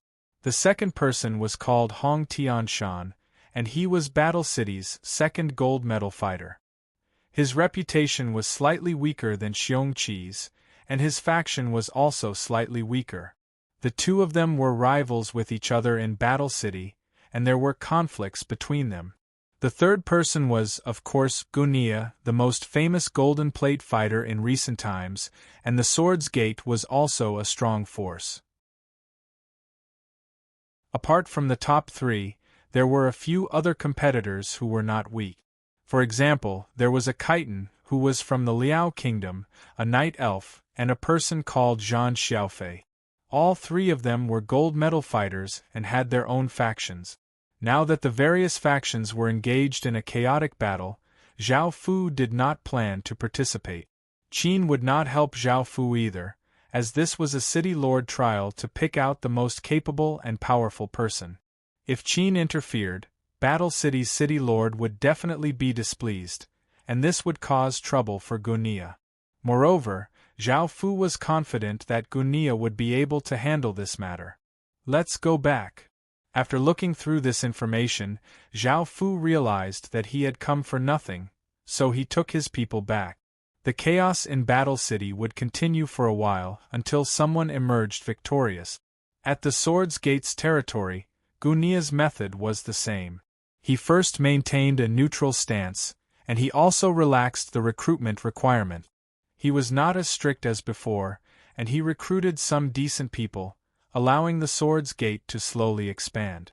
At the same time, the training became stricter, and he wanted to nurture a group of powerful swordsmen so that the Sword's Gate would be able to obtain victory in the end.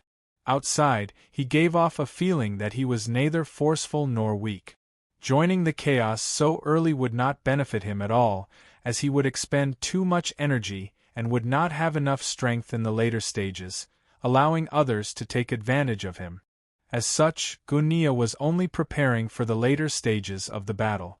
There were many factions that had similar thoughts, so at the beginning, there were only countless smaller factions and some mid-tier factions fighting. Zhao Fu returned to Qin City and refined the two historical generals' corpses, and Qin City continued to develop steadily. Qin City had wanted to develop steadily for a while, but after discovering Later Zhou's location, they changed their strategy and attacked Later Zhou. Now that Later Zhou had been conquered, Qin City naturally went back to its original plan. Out of the 5 legatees that Qin City had planned, only the Kingdom of Qi was left. Zhao Fu did his best to find the Kingdom of Qi's location. If he could destroy the Kingdom of Qi, Qin City would not have any legatees in the future. Of course, this was only the legatees that were publicly known, and there were some hidden legatees that had yet to be discovered. However, Zhao Fu felt that even if there were, they would be very small. After all, China occupied the Midland continent, which was many times the size of Earth, and with such a large area, the legatees would not be very large. Moreover, even if there were legatees, they would be extremely weak, or else they would not be hiding their identities. Most legatees were even more powerful than large families, so there was no need for them to hide their identities. Of course, the prerequisite was that they did not encounter a dynasty legacy. It was a pity that even though Qin City had done its best to find the kingdom of Qi, it had not been able to find anything. It was as if the kingdom of Qi had disappeared, and they could not find any information about it. It was not just the village, but even the system main city's residents could not be found. After all, the system main city's residents had been disbanded, and the kingdom of Qi had most likely cut off all contact with the system main city. It planned to hide in the depths of the mountains and silently develop. Indeed, there was nothing that Qin could do about it. Since they could not find it, Zhao Fu could only put this matter aside and turn Qin City's attention to consolidating its foundations. Qin City had also started to build roads, as paving roads required stone brick. Compared to digging up rocks, it was much easier to obtain and transport brick. Zhao Fu ordered people to build a large number of workshops for making stone brick. Stone bricks would be used in large quantities in the future, such as building houses, building city walls, and paving road. As such, they could not lack workshops for making stone brick. At the same time, the pottery workshop that Zhao Fu had ordered people to build was completed, and they started to make bone china in batches. Bone china was sold, and it was loved by many people. It was quite unique, and no one had ever seen it before. Even though bone china was not exclusive to the Heaven Murder Empire, that was from ancient times. Now, as long as Qin City's family had it, it was something that belonged to Qin City. However, those who could afford to buy bone china were all upper-class people, and at 5 gold coins each, ordinary people could not afford it.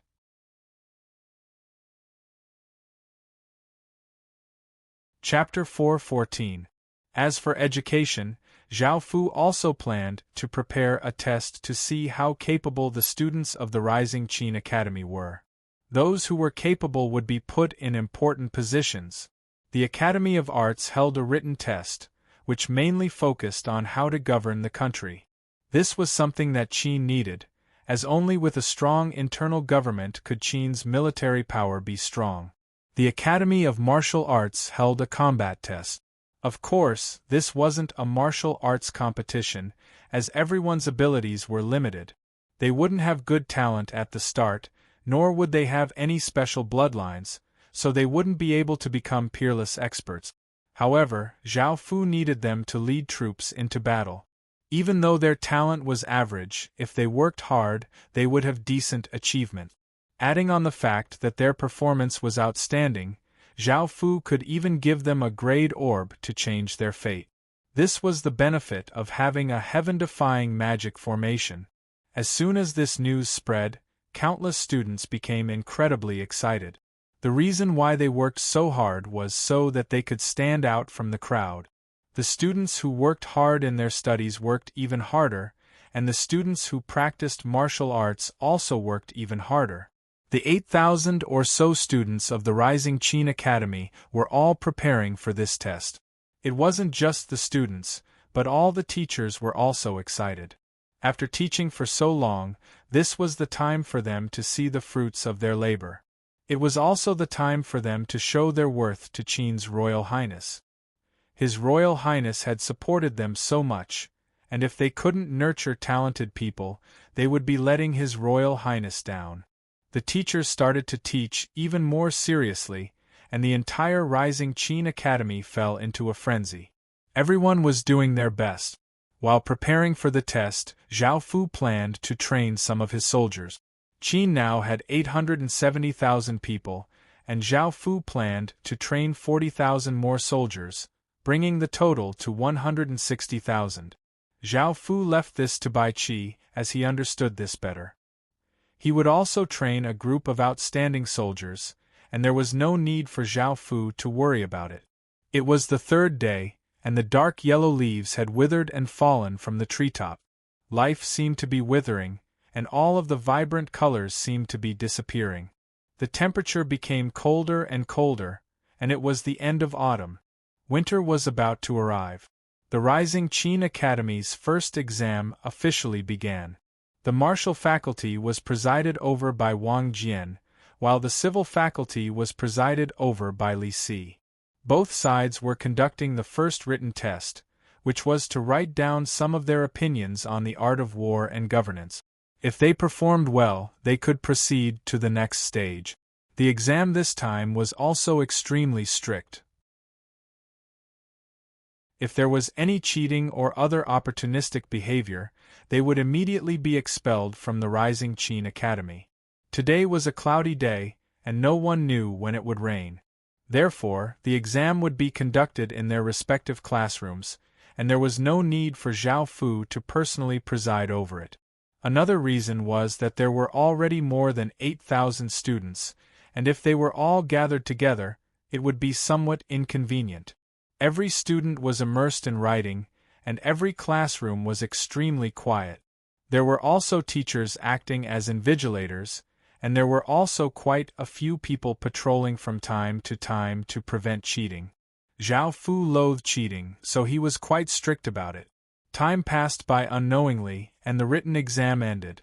One by one, the teachers quickly read through some papers and picked out some outstanding ones.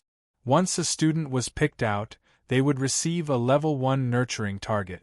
This meant that those who received this status would receive more resources than ordinary people, and if Qin Academy picked out talented people, they would be prioritized among these people.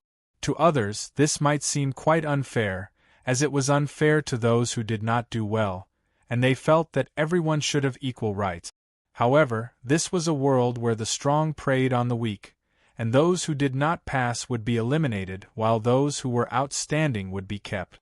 This wasn't just the heaven-awakened world. Even the real world, which believed in fairness and freedom, was like this. For example, in school's experimental classes and in the competition between professions, those who did well would stay, and those who didn't would be kicked out. It was just that simple, and this world was not a world filled with love. Out of the 8,000 students, only 1,200 or so people passed and were given level 1 nurturing target. These 1,200 or so people would undergo the second test. During the second test, there would be some veterans and residents who would ask questions for the civil and military academies students to answer, testing their practical abilities. Zhao Fu was quite against just studying, as that would only restrict one's thinking. He did not want to become a useless scholar, so he did not use the Confucian school's method of judging a person's ability through a written exam. Out of the 1,200 or so people, only 800 or so people passed and were given level 2 nurturing target. At the same time, these 800 people would undergo the third test. The third test would be presided over by some generals and internal affairs officers, and they would ask all sorts of questions. After all, the questions were all quite difficult. As such, out of the 800 or so people, only 100 or so people passed, and the elimination rate was quite high. At the same time, these 100 or so people received level 3 nurturing target. Finally, the fourth test would be presided over by Qin Academy's generals. In the end, out of the 100 or so people, only 13 of them passed and received the right to meet with Zhao Fu. Such a variety, complicated, and rigorous way of selecting talents would be praised by later generations. Out of the 13 people, 9 were boys and 4 were girls, and they were all around 15 or 16 years old. These 13 people were definitely the youngest people in Qin Academy, and they had the most potential. In the future, they would definitely achieve great things in Qin Academy. Especially, there were also women among them. In ancient times, this would never happen, and it was also the result that Zhao Fu did not implement the principle that men were superior to women. At this time, the 13 young girls and boys were kneeling in the hall with excited expressions, because the highest ruler of Qin Academy, Qin's prince, was sitting at the top. Being summoned by His Highness Qin Academy was undoubtedly the greatest honor, so these young boys and girls could not control their emotions at all. Get up! Zhao Fu sat at the top with a smile on his face, looking at the people below with satisfaction. These were all the talents of Qin Academy in the future. Yes, the 13 people said in unison, and then they stood up under the gazes of the generals. Zhao Fu also waited for a while to let them calm down, and then he became serious and began to ask them questions. The main question was, how to win? How to rule the world? After all, the 13 people had been selected through many layers of selection, so they had good mental fortitude. They quickly calmed down and answered Zhao Fu's questions with their own thoughts. Their answers were praised by many ministers, and Zhao Fu was also quite satisfied. He rewarded them and made them the key nurturing targets.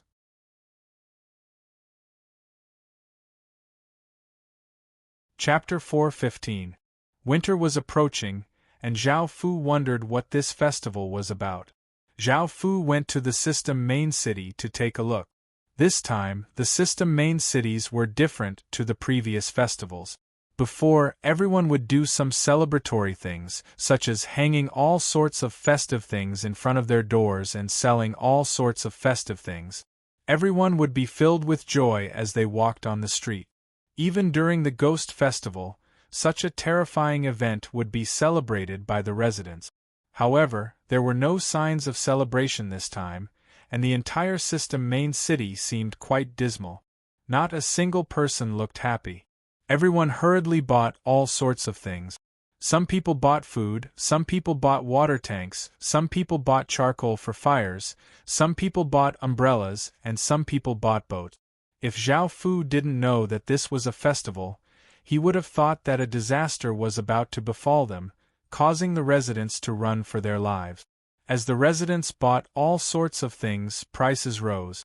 Following this, Zhao Fu found out that this festival was called the Disaster Festival, and it was also called the Disaster Festival. Just like its name, this festival was filled with all sorts of disasters. There were ice disasters, snow disasters, drought disasters, floods, and all sorts of other disasters. It was no wonder that no one was happy about this festival. The event this time was the same as before. It would last for 7 days, and it would start at 12 o'clock tonight. This festival was also a personal event. During the festival, all sorts of disasters would happen, and if one could stop or defend against a disaster, one would receive virtue points. For example, if one could stop a flood, one would receive virtue points. Because this was an individual event, the virtue points would be given to one, and if one's soldiers helped defend against the flood, the virtue points would not belong to one but to one's subordinates and soldiers. In other words, whoever helped would receive virtue points, which could be used to exchange for items in the system main cities. This festival focused on all sorts of disasters, and it would greatly affect ordinary factions, large families, and system factions. Even though these disasters wouldn't be fatal, they would cause great trouble for the development of factions. However, this did not have much of an effect on a nation's faction. After all, nation legatees all had heaven prayer platforms, which gave them resistance to natural disasters. As such, they would not suffer as much from natural disasters. These activities were incredibly beneficial to the nation factions. If there were frequent disasters in the future, the nation factions would not be able to eat, while others would have large amounts of food to waste. The nation factions would naturally be superior to the other factions, and this was the natural advantage of the nation legatees. This was something that would only happen in the future. Right now, the legatee of a kingdom would receive great benefits, as their resistance to natural disasters would increase their virtue points. For example, if you obtained a virtue point because you had resistance to natural disasters, you would receive additional virtue points. The more disaster resistance one had, the more benefits they would get. Zhao Fu smiled in his heart. This activity was the best for Qin. Because Qin had already conquered 4 nation legatees, With their resistance to natural disasters, Qin's resistance to natural disasters was naturally quite powerful. Right now, Zhao Fu didn't know exactly how much resistance he had to natural disasters, as there were some things that also gave resistance to natural disasters, such as the Earth Temple and Water God Temple. Zhao Fu planned to go back and see how much resistance Qin had to natural disaster. Now, Zhao Fu went to the Exchange Stone Steel to see if there were any good things. The 10,000 Flower Festival focused on equipment, the Ghost Festival focused on professions, the Divine Fish Festival focused on city creation stones, and the Disaster Festival focused on medicinal pills. The top 10 pills were already the best pills in the world. They had extremely powerful effects and were incomparably shocking. Tao Comprehension Pill. A cultivation-type medicinal pill that is incredibly rare in the world. Its effects are incredibly powerful, and it can cause one to enter a state of comprehension and control the source energy of the heavens and earth. Those with low cultivations should not use it, or else their souls will be destroyed. Heavenly Sage Pill. A rare holy pill that has heaven-defying effect. It can raise a person's grade from human grade to heaven grade, and it can change one's constitution and strengthen various stats. Revival Pill. A heaven-defying medicinal pill that can heal injuries. No matter how heavily injured someone is, or even if they are already dead, as long as they have not been dead for more than 8 hours, they will be able to live after consuming this revival pill. Bloodthirsty Berserk Pill. A combat-type medicinal pill that was refined from the essence blood of tens of thousands of bloodthirsty demons. After consuming it, one will obtain boundless power, and one's stats will be strengthened by tens of times. However, the side effects of this pill will cause one to fall into a state of endless slaughter. 10,000 Poison Divine Pill. A physique-type medicinal pill that was refined from tens of thousands of poisonous spirit medicines. After consuming it, one will obtain a poison spirit constitution, and one will be immune to all poisons. One will also have great resistance to some of the world's most intense poisons. Vermilion Bird Blood Pill. A bloodline medicinal pill that was refined from the essence blood of the vermilion bird. After consuming it, one will obtain the vermilion bird's bloodline and control the vermilion bird's flames, and one will have great resistance to all fire-attributed attacks. 9 Life-Linked Pill. A support-type medicinal pill that is split into 1 main pill and 9 side pills. The person who consumes the main pill will obtain half of the stats and life force of the person who consumes the side pills. If the person who consumes the main pill is injured, their injuries will be shared with the person who consumes the side pills. Stage-breaking pill. A breakthrough medicinal pill that is incredibly powerful, but it comes at a great price. The person who consumes it will be able to break through from stage 1 to stage 5, but this will overdraft one's potential, and one's cultivation will remain at stage 5 for the rest of one's life. Power King Pill. A strengthening-type medicinal pill that is mainly used to strengthen one's body. There are no side effects, and the person who consumes it will increase their stats by 3 times and obtain pure power. Whether it is their body or constitution, they will be greatly strengthened. 100 Dragon Sun Pill. A special strengthening-type medicinal pill that countless men dream of. It was refined from all sorts of yang-type items, and after consuming it, one's body will be greatly strengthened. This strengthening is not temporary but permanent. It is said that with this pill, one will not fear even 100 female dragons, which is why it is called the 100 Dragon Sun Pill. After looking through the top 10 medicinal pills, Zhao Fu felt that they were incredibly powerful. The top-ranked pill, the Tao Comprehension Pill, could allow one to control the heaven and earth's source energy. The second-ranked medicinal pill, the Heavenly Sage Pill, was also incredibly precious. Zhao Fu had the information from the demon god, and he knew that there was less than 1 in 10 billion people with heaven grade. From this, it could be seen how rare heaven grade was.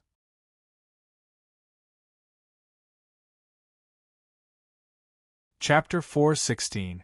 Apart from the first three, Zhao Fu was also interested in the fifth-ranked pill, the all-poison godly pill. Poisoning was incredibly secretive and difficult to defend against, and it was one of the most taboo methods for emperors. Most emperors had their own methods to prevent poisoning. With this all-poison divine pill, Zhao Fu would be immune to all sorts of poisons in the future, which would be for the best. In the future, if someone used poison-type skills, Zhao Fu would also be immune to them. Apart from the all-poison godly pill, the vermilion bird blood pill was also quite good, as it allowed one to obtain the vermilion bird's bloodline.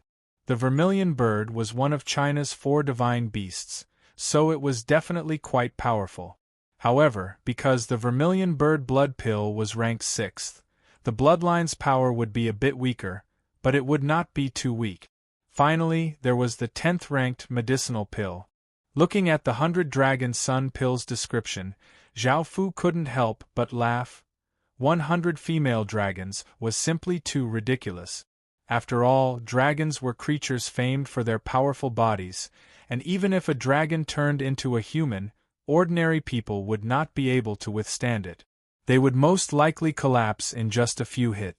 Zhao Xan. Suddenly, a familiar woman's voice sounded out from behind him. Zhao Fu turned and saw Jiang Ro happily smiling at him. Zhao Fu also smiled and said, "Long time no see." Jiang Ro lightly nodded and smiled as she walked over to Zhao Fu's side, saying, "You're such a busy person. It's so hard to see you." Right now, Zhao Fu had been going back and forth between the various regions, and if it wasn't for the event, he would not have come to Holy Light City. Hearing Jiang Ro's words, Zhao Fu awkwardly smiled. Seeing that Jiang Ro looked quite well, he asked, "How have you been recently?" Jiang Ro nodded. As the cloth shop's business became better and better, her status in the Jiang family became higher and higher. She did not feel much pressure anymore, and she was quite happy. "What about you? How have you been?" Jiang Ro asked out of concern towards Zhao Fu. Zhao Fu thought about his recent situation and smiled as he replied, "Not bad." Seeing Zhao Fu's reaction, Jiang Ro let out a sigh of relief, saying, "I feel that you're getting busier. I thought you were busy because of Prince Qin's matter." Zhao Fu was quite surprised to hear Zhao Fu mention him. He looked at Jiang Ro and asked, "You also know about Qin's legatee?" Jiang Ro covered her mouth and smiled. "How could I not know? Prince Qin's matter is so big that all normal players know about it. Although I don't really care about the world, as someone from an aristocratic family, how could I not know about him?" "That's right," Zhao Fu understood and agreed. At this moment Jiang Ro said, "At first I was worried about you. Recently, Qin has continuously destroyed a few kingdoms, and East Green is near the Forest of Horrors. I was worried that you would be targeted by Qin, but it seems like you're fine now." Hearing Jiang Ro's concern, Zhao Fu felt warmth in his heart. He smiled and replied, "Qin probably won't do anything to me right now, so you don't have to worry about that." "That's good," Jiang Ro said as she sweetly smiled. Following this, Zhao Fu and Jiang Ro chatted for a while longer before both of them left in good mood. Soon, they returned to Qin. Zhao Fu started to look at Qin's various natural disaster resistance stats. He mainly added the Heaven Prayer Platform stats, and he didn't add anything else. State of Qin: a Heaven Prayer Platform. A special structure of a kingdom that can level up with a village. Special stats: resistance to natural disasters plus 75%, chance of spawning S grade or above people plus 40%. Great Shun Heaven Prayer Platform. A special structure of a kingdom that can level up with a village. Special stats: resistance to natural disasters plus 35%, chance of spawning S grade or above people plus 15%. State of Wei, a Heaven Prayer Platform. A special structure of a kingdom that can level up with a village. Special stats: Resistance to natural disasters plus 30%, chance of spawning S-grade or above people plus 10%. State of Zhou, Heaven Prayer Platform. A special structure of a kingdom that can level up with a village. Special stats. Resistance to natural disasters plus 40%, chance of spawning S-grade or above people plus 20%. State of Jing, Heaven Prayer Platform. A special structure of a kingdom that can level up with a village. Special stats. Resistance to natural disasters plus 25%, chance of spawning S-grade or above people plus 5%. The Heaven Prayer Platform's stats were different depending on the country's fate. The highest was Qin, and the lowest was the state of Jing. Apart from this, there were other structures. Earth Temple, Level 4, Description, contains a trace of divine power that can protect a piece of land. Requires sacrifices of incense. The more incense there is, the more the Earth Temple's level and stats will be increased. Current stats. Crop growth time minus 50%, crop output plus 35%, resistance to natural disasters plus 15%. Water God Statue, Level 3, Description. A statue of the water god that can protect boats on the water. Requires sacrifices of incense. The more incense there is, the more the water god statue's level and stats will be increased. Water god statue stats. Water god's protection, resistance to natural disasters plus 5%. Finally, there was the city god temple, which was also level 4 and had a decent amount of protection. This would be of some help when natural disasters descended, but it did not have any data, so it could not be used. All of the Earth Temple's stats added up to 195%, which meant that Zhao Fu would receive twice as much virtue points. Resistance to natural disasters was incredibly difficult to obtain, and even though the Earth Temple that Zhao Fu had obtained was level 4, after leveling it up, it only increased production and decreased crop growth time. The Earth Temple's stats had already reached the upper limit, which meant that the Earth Temple could only increase resistance to natural disasters by 15%. It would not continuously level up like the Heaven Prayer Platform. The only thing that had some potential was the water god. This water god was quite special, and if it was nurtured properly, it would definitely be more useful than the Earth Temple.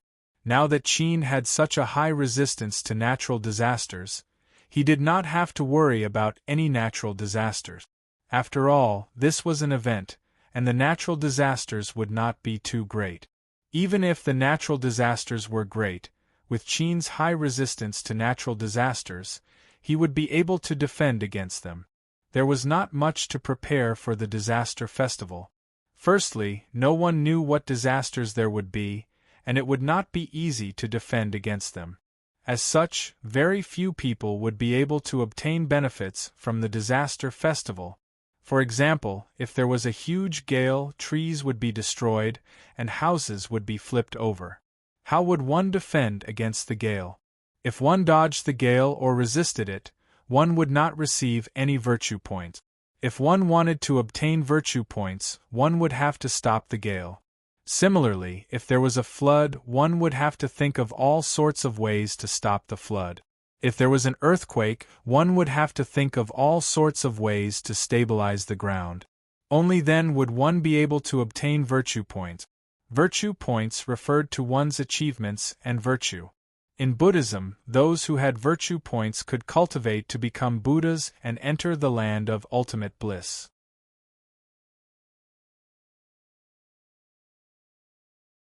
Chapter 4:17. It was still afternoon, and there was still some time before 12 p.m. Zhao Fu decided to make some preparations and gather some information about the disaster festival so that he wouldn't be at a loss when the disaster arrived. Time passed slowly.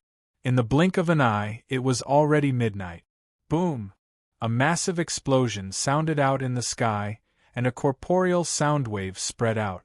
The entire heaven-awakened world was like thunder, and a piercing pain could be felt in one's ears. The heavens and earth started to change, and the light became dim. An incredibly oppressive aura continuously descended from the sky, as if a terrifying demon was about to descend. The surroundings fell silent, and it was impossible to see anything. However, the oppressive aura became stronger and stronger. Whoosh! A massive gust of wind sounded out, bringing with it a sense of terror and destruction. Even before the wind arrived, the terrifying aura was enough to cause people's hairs to stand on end. Rumble!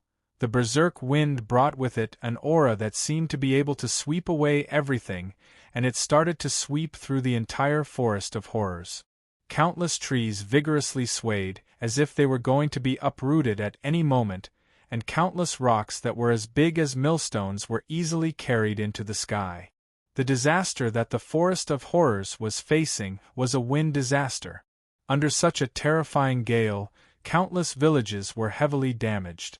Some roofs were blown off, and some houses were even blown over. However, this wasn't the most terrifying thing. The most terrifying thing was that countless rocks and trees were also brought down by the berserk wind. The massive force of the wind caused the ground to crack, and some buildings were also attacked, causing people to hurriedly run away. However, they didn't dare to go too far, as it was quite difficult to walk in the berserk wind. If they weren't careful, they could be blown away. It wasn't just player factions, even system main cities were attacked. Many roofs were blown off, and some rocks and trees even destroyed some houses. The scene was incredibly terrifying, and it was a wind disaster. However, as the wild wind swept through the entire Forest of Horrors, Qin's territory gave off a faint light. This light was incredibly bright in this dark environment, and something strange happened. The originally ferocious wind became docile and slowed down before slowly disappearing. Great Qin had not been affected at all, and it was as if there had not been any disaster at all.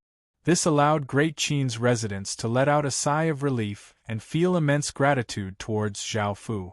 This was all because of Great Qin's natural disaster resistance. This gale continued for 10 or so minutes, causing the Forest of Horrors to become a mess. Countless trees fell, and some of the ground was lifted up.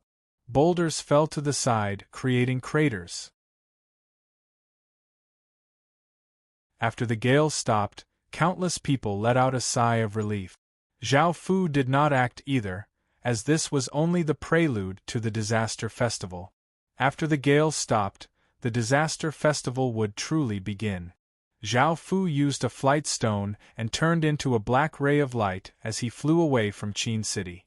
Looking at the terrifying scene caused by the gale, he had never thought that the gale would be so powerful at the start. However, the disaster festival only started like this, allowing people to see how terrifying the disaster was. After all, it was just a festival. The gust of wind did not completely dissipate. Instead, it turned into 20 or so gigantic cyan birds. These cyan birds were 30 meters long and were not corporeal. Instead, they were completely formed from cyan wind, and their shapes were not much different from normal birds. However, their eyes were extremely sharp, and they carried a cyan light. These massive birds were called disaster beasts, and they specialized in causing disasters. Disaster beasts only appeared during the disaster festival, and they were responsible for causing all sorts of disasters during the event. In the real world, there were many reasons for disasters. For example, typhoons were caused by air currents, earthquakes were caused by collisions between continents, and droughts were caused by a lack of rain. However, these true disasters affected a large area, and it was difficult to recover from them. However, this was different in the Heaven Awaken world, as this was a 7-day event. After the event, everything would return to normal, so there would be disaster beasts in the Heaven Awaken world. At the same time, there were many disaster beasts, and they were responsible for causing all sorts of disasters. The azure birds were one of them, and they were called wind disaster beasts. Wind disaster beasts were not as powerful as the gale from before, but they could still create gales that covered hundreds of kilometers. They were quite difficult to deal with, and they would not directly attack. Instead, they would create gales to destroy villages. It was quite impossible to send an army to kill them, as disaster beasts were quite intelligent. Before many people could get close, they would fly away, and after a while, they would come back from another direction to create gales and attack villages. As such, there was an advantage in going alone, which was why the disaster festival was a solo event. Qin had natural disaster resistance, so these disaster beasts would not go there. As such, Zhao Fu had to go and find them himself. However, this was not too difficult, as there would be wind disaster beasts wherever there were gales. Zhao Fu used a flight stone, and after flying for a while, he saw a massive gale ahead of him. Zhao Fu unleashed his king's domain, and a black dragon inscription barrier appeared around him as he rushed into the gale. After flying for a while, a massive azure bird appeared in the sky. This azure bird continuously flapped its wings, sending out powerful gusts of wind that uprooted trees and sent boulders tumbling everywhere. Zhao Fu unleashed his king's domain with all of his strength to defend against the berserk gales. By now, the wind disaster beast had discovered Zhao Fu, and it flapped its wings, sending two massive wind blades towards Zhao Fu with shocking power. Luckily, as the wind disaster beast attacked, the berserk gales stopped, or else it would have been very difficult for Zhao Fu to move. Facing the two incoming wind blades, Zhao Fu drew the sky demon sword and flew to the side, dodging the first wind blade. He then vigorously slashed out, sending out a 10 or so meter long black arc of light that clashed with the first wind blade. As the two collided, they exploded. However, at that moment, the wind disaster beast once again flapped its wings, sending out a massive pillar of wind that sent Zhao Fu flying. After stabilizing his body in the air, Zhao Fu used all of his strength. The City Lord's seal within his body continuously trembled, and a massive wave of energy rippled out from Zhao Fu's body, causing the air around him to tremble. With the City Lord's seal, Zhao Fu's strength became many times greater, and he quickly rushed towards the wind disaster beast. The wind disaster beast once again unleashed a few more wind blades, but they were all destroyed by Zhao Fu. The wind disaster beast was quite shocked, but it cried out and also rushed at Zhao Fu. Its massive beak was filled with azure wind, and it gave off an incredibly sharp aura that could easily cut steel into small pieces. However, Zhao Fu coldly laughed and did not hide his strength, and he directly used his godly skill, Godly Demonic Thrust.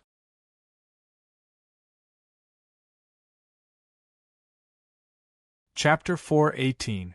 The Sky Demon Sword gave off traces of demonic chi, and a terrifying ripple spread out as the image of a 7-meter-long sword appeared, giving off an aura of destruction. The massive wind disaster beast rushed in front of Zhao Fu, giving off a powerful aura of suppression. Its sharp beak could completely tear apart Zhao Fu's body. Zhao Fu stood his ground and did not move at all. The instant that the wind disaster beast arrived, he vigorously swung the Sky Demon Sword, and the sword image slashed out with immense force.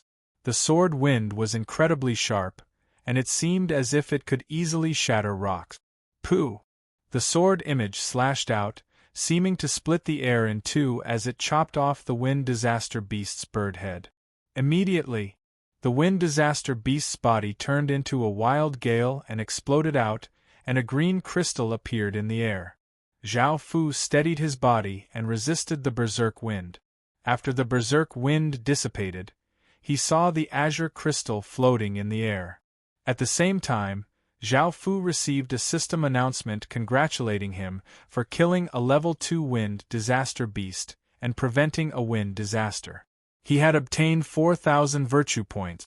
Disaster beasts were split into different grades, mainly based on how much disaster they could cause. This was only a level 2 disaster beast, so it was relatively easy to deal with. After killing it, one could obtain 2,000 virtue points, but because Zhao Fu had double the natural disaster resistance, he obtained 4,000 virtue points.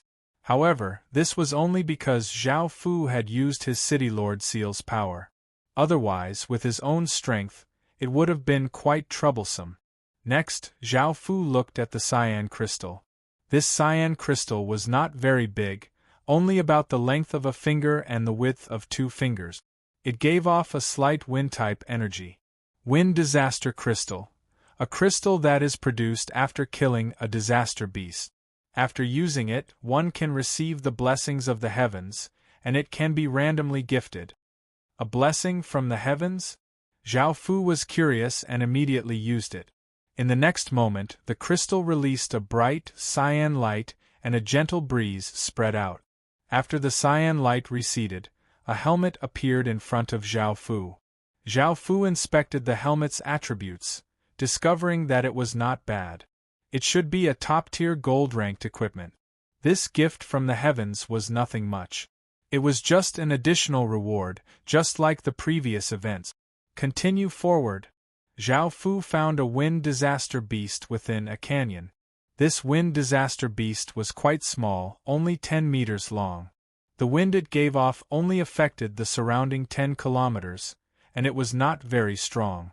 When the wind disaster beast saw Zhao Fu, it immediately flapped its wings, creating a wild gale as it tried to escape. With the wind disaster beast's speed, it was impossible for Zhao Fu to catch up. Zhao Fu took out an evil-crushing spear and sent his king's power into it. The evil-crushing spear gave off a bright silver light, and the runes on it started to spin as a terrifying evil-crushing power appeared.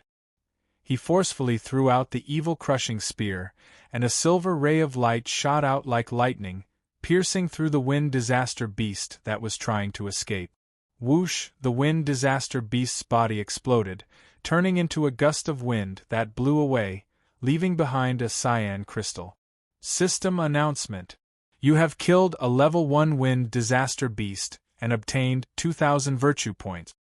Zhao Fu flew over and picked up the cyan crystal. After using it, he only obtained an ordinary gold-grade equipment. It seemed that killing a disaster beast would give him a gold-grade equipment, but of course, the prerequisite was that he had the ability to kill it. The 3 other system main cities were also being battered by a level 4 wind disaster beast, which could create gales that covered tens of thousands of kilometers. Under such terrifying gales, ordinary soldiers would not be able to walk very well, let alone get close to the center of the storm. The 3 city lords had no choice but to use their city lord seal's power because disaster beasts would not directly attack villages. Instead, they would create all sorts of disasters and disaster beasts that could create gales that covered tens of thousands of kilometers were not easy to find.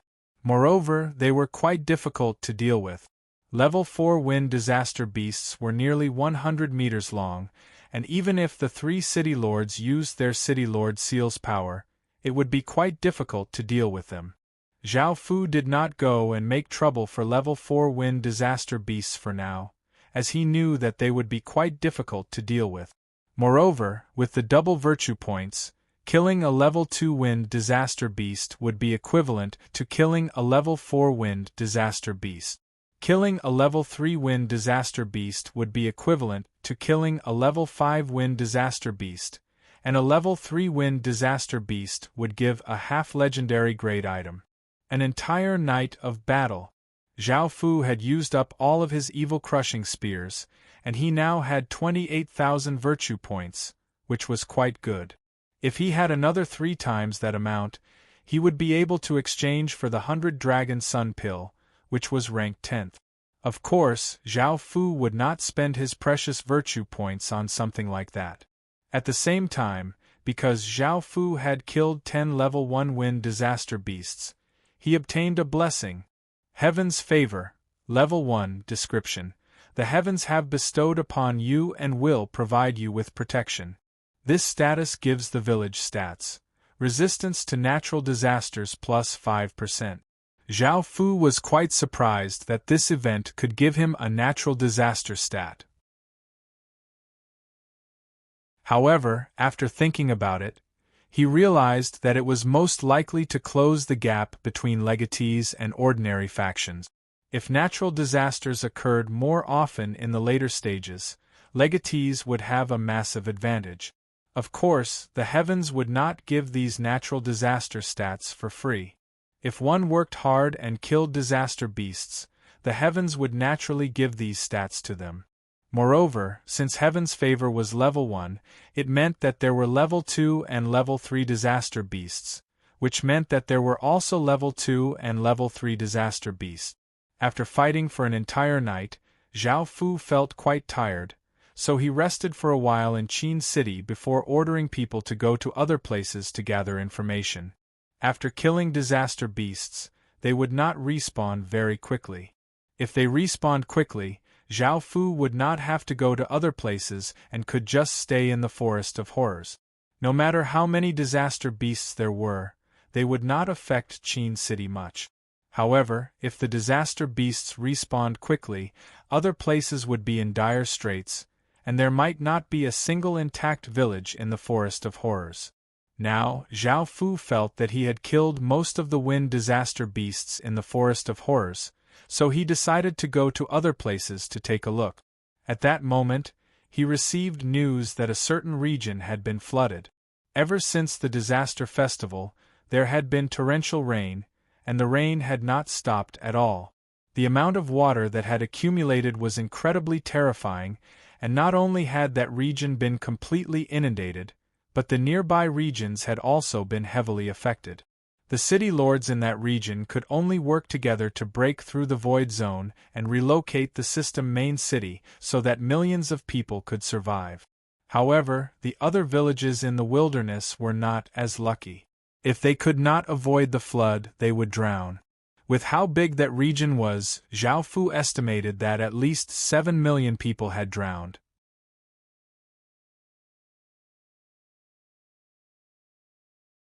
Chapter 419. There had to be something that had affected the disaster festival, which was why such a terrifying disaster had occurred. This flood was incredibly large, and not only had it flooded an entire region, but it had also flooded a few nearby regions. With such a scale, it was most likely a level 10 disaster. Zhao Fu was quite interested in this region. If he could resolve this disaster, his gains would be massive. So Zhao Fu went to find Guo Binglin and asked for information about that region. After looking at it for a while, Zhao Fu's expression became serious because this region was the region with the dragon sealing well. There had to be some sort of connection, or else it wouldn't be so coincidental. However, the city lords had personally gone over to take a look, and they had fished there for a long time, but nothing had happened. Could it be that something had happened because of the disaster festival? After thinking about it, Zhao Fu decided to go and take a look for himself. Because that region had been flooded, it was impossible to directly teleport there. Zhao Fu first teleported to a nearby region before entering the flooded region. When Zhao Fu arrived at that region, he was quite shocked. The sky was completely dark, and it gave off an incredibly oppressive aura. Heavy rain continued to pour down, and it did not seem to be slowing down at all. The entire region had been turned into an ocean, and only a few peaks could be seen.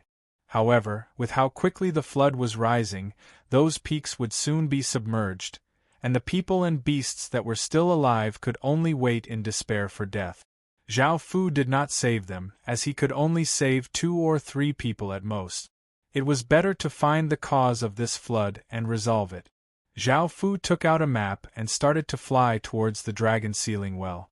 A few hours later, Zhao Fu finally found the dragon sealing well. The water here was abnormally calm and clear, and it was quite clear compared to other places. It was as if there was a power protecting the dragon sealing well. Zhao Fu stood in the air and could clearly see the dragon sealing well at the bottom of the water. He was quite sure that the dragon sealing well was the cause of the flood. This was because Zhao Fu could clearly sense that the dragon sealing well was emitting an intense aura of disaster. There were also 10 rank 1 water disaster beasts guarding the well. These water disaster beasts looked like fish, and they were only 10 meters long. Their bodies were completely made of water, and they gave off a faint blue light. Their eyes were like 2 sapphires. Dealing with 10 water disaster beasts was quite troublesome.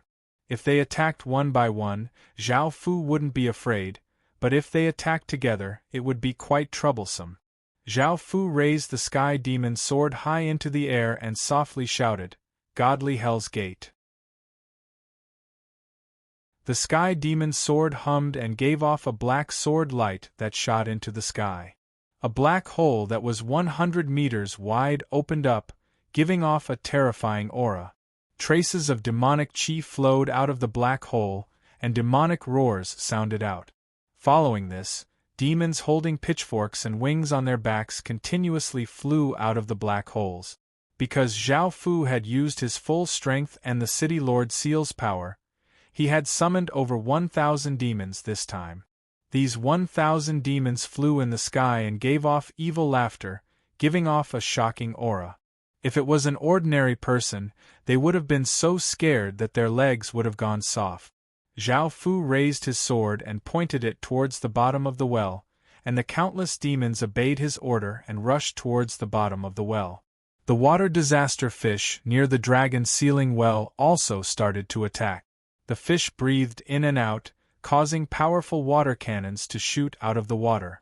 These water cannons were 1 meter wide, and as long as they hit the demon, they would instantly destroy the demon's body. However, even though the water disaster fish's water bullets were quite powerful and fast, there were many demons that Zhao Fu had summoned, and many of them had already rushed into the water and started to attack the water disaster fish. The pitchforks stabbed towards the water disaster fish's bodies, and even though the demon's strength was quite average, they were still able to deal some damage to the water disaster fish. The water disaster fish also started to counterattack, giving off a bright blue light as they twisted their bodies, causing massive waves of water that seemed to be corporeal and sent the demons flying. As the demons and the water disaster fish attacked each other, Zhao Fu made his move. He first turned his body invisible before sneaking up to a water disaster fish's side and suddenly exploding with power. The sky demon's sword shined with a terrifying demonic light as it stabbed into the water disaster fish's head. The water disaster fish's body froze before exploding into countless droplets of water, and a blue crystal remained where it was. Zhao Fu had summoned so many demons not to fight but to use them to attract the water disaster fish's attention so that he could attack. With the help of the 1,000 or so demons, it was much easier for Zhao Fu to deal with the water disaster fish. In just a few moments, Zhao Fu had successfully killed the water disaster fish and obtained 20,000 virtue points and 10 disaster crystals, which was quite satisfactory.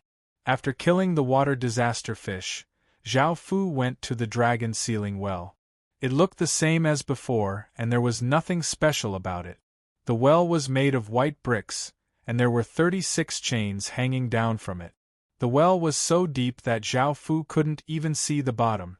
However, Zhao Fu hesitated for a moment before diving into the well. After entering the well, he found that the space below was incredibly large, and he couldn't even tell how wide or long it was. As Zhao Fu continued to dive deeper and deeper, the light became dimmer and dimmer until it was completely pitch black. There was not a single sound around him, and it was so silent that it was quite frightening. Zhao Fu took out an orb. It was called a illumination pearl, and it was mainly used for illumination. It could be sold in the systems shop. This illumination pearl was quite high grade, and after Zhao Fu took it out, the light it gave off could illuminate everything within a few hundred meters. As long as there was light, the fear from the darkness gradually disappeared. Even though the well was quite large, Zhao Fu had a clear direction, which was to follow the 36 chains. He had no idea how long these chains were, and Zhao Fu remembered that he had already dived for almost 1,000 meters, but he still couldn't see the end of the chains. As he continued to follow the chains, time seemed to slow down. After some time, Zhao Fu started to become impatient, as he had no idea how deep the well was. There seemed to be no end to the chains, and his surroundings didn't seem to change at all. Zhao Fu decided to continue diving, and after thinking about it, He didn't know how long it would take to reach the bottom. Suddenly, a massive figure appeared behind Zhao Fu, opening its mouth and biting towards Zhao Fu. Zhao Fu quickly dodged to the side, avoiding this attack. At the same time, Zhao Fu saw what had attacked him. It was a level 4 water disaster fish, and it was 100 or so meters long. Its body gave off a powerful might. You're tuning in to the Phoenix Knights YouTube channel. Don't forget to subscribe and join us on this journey to catch the most captivating stories.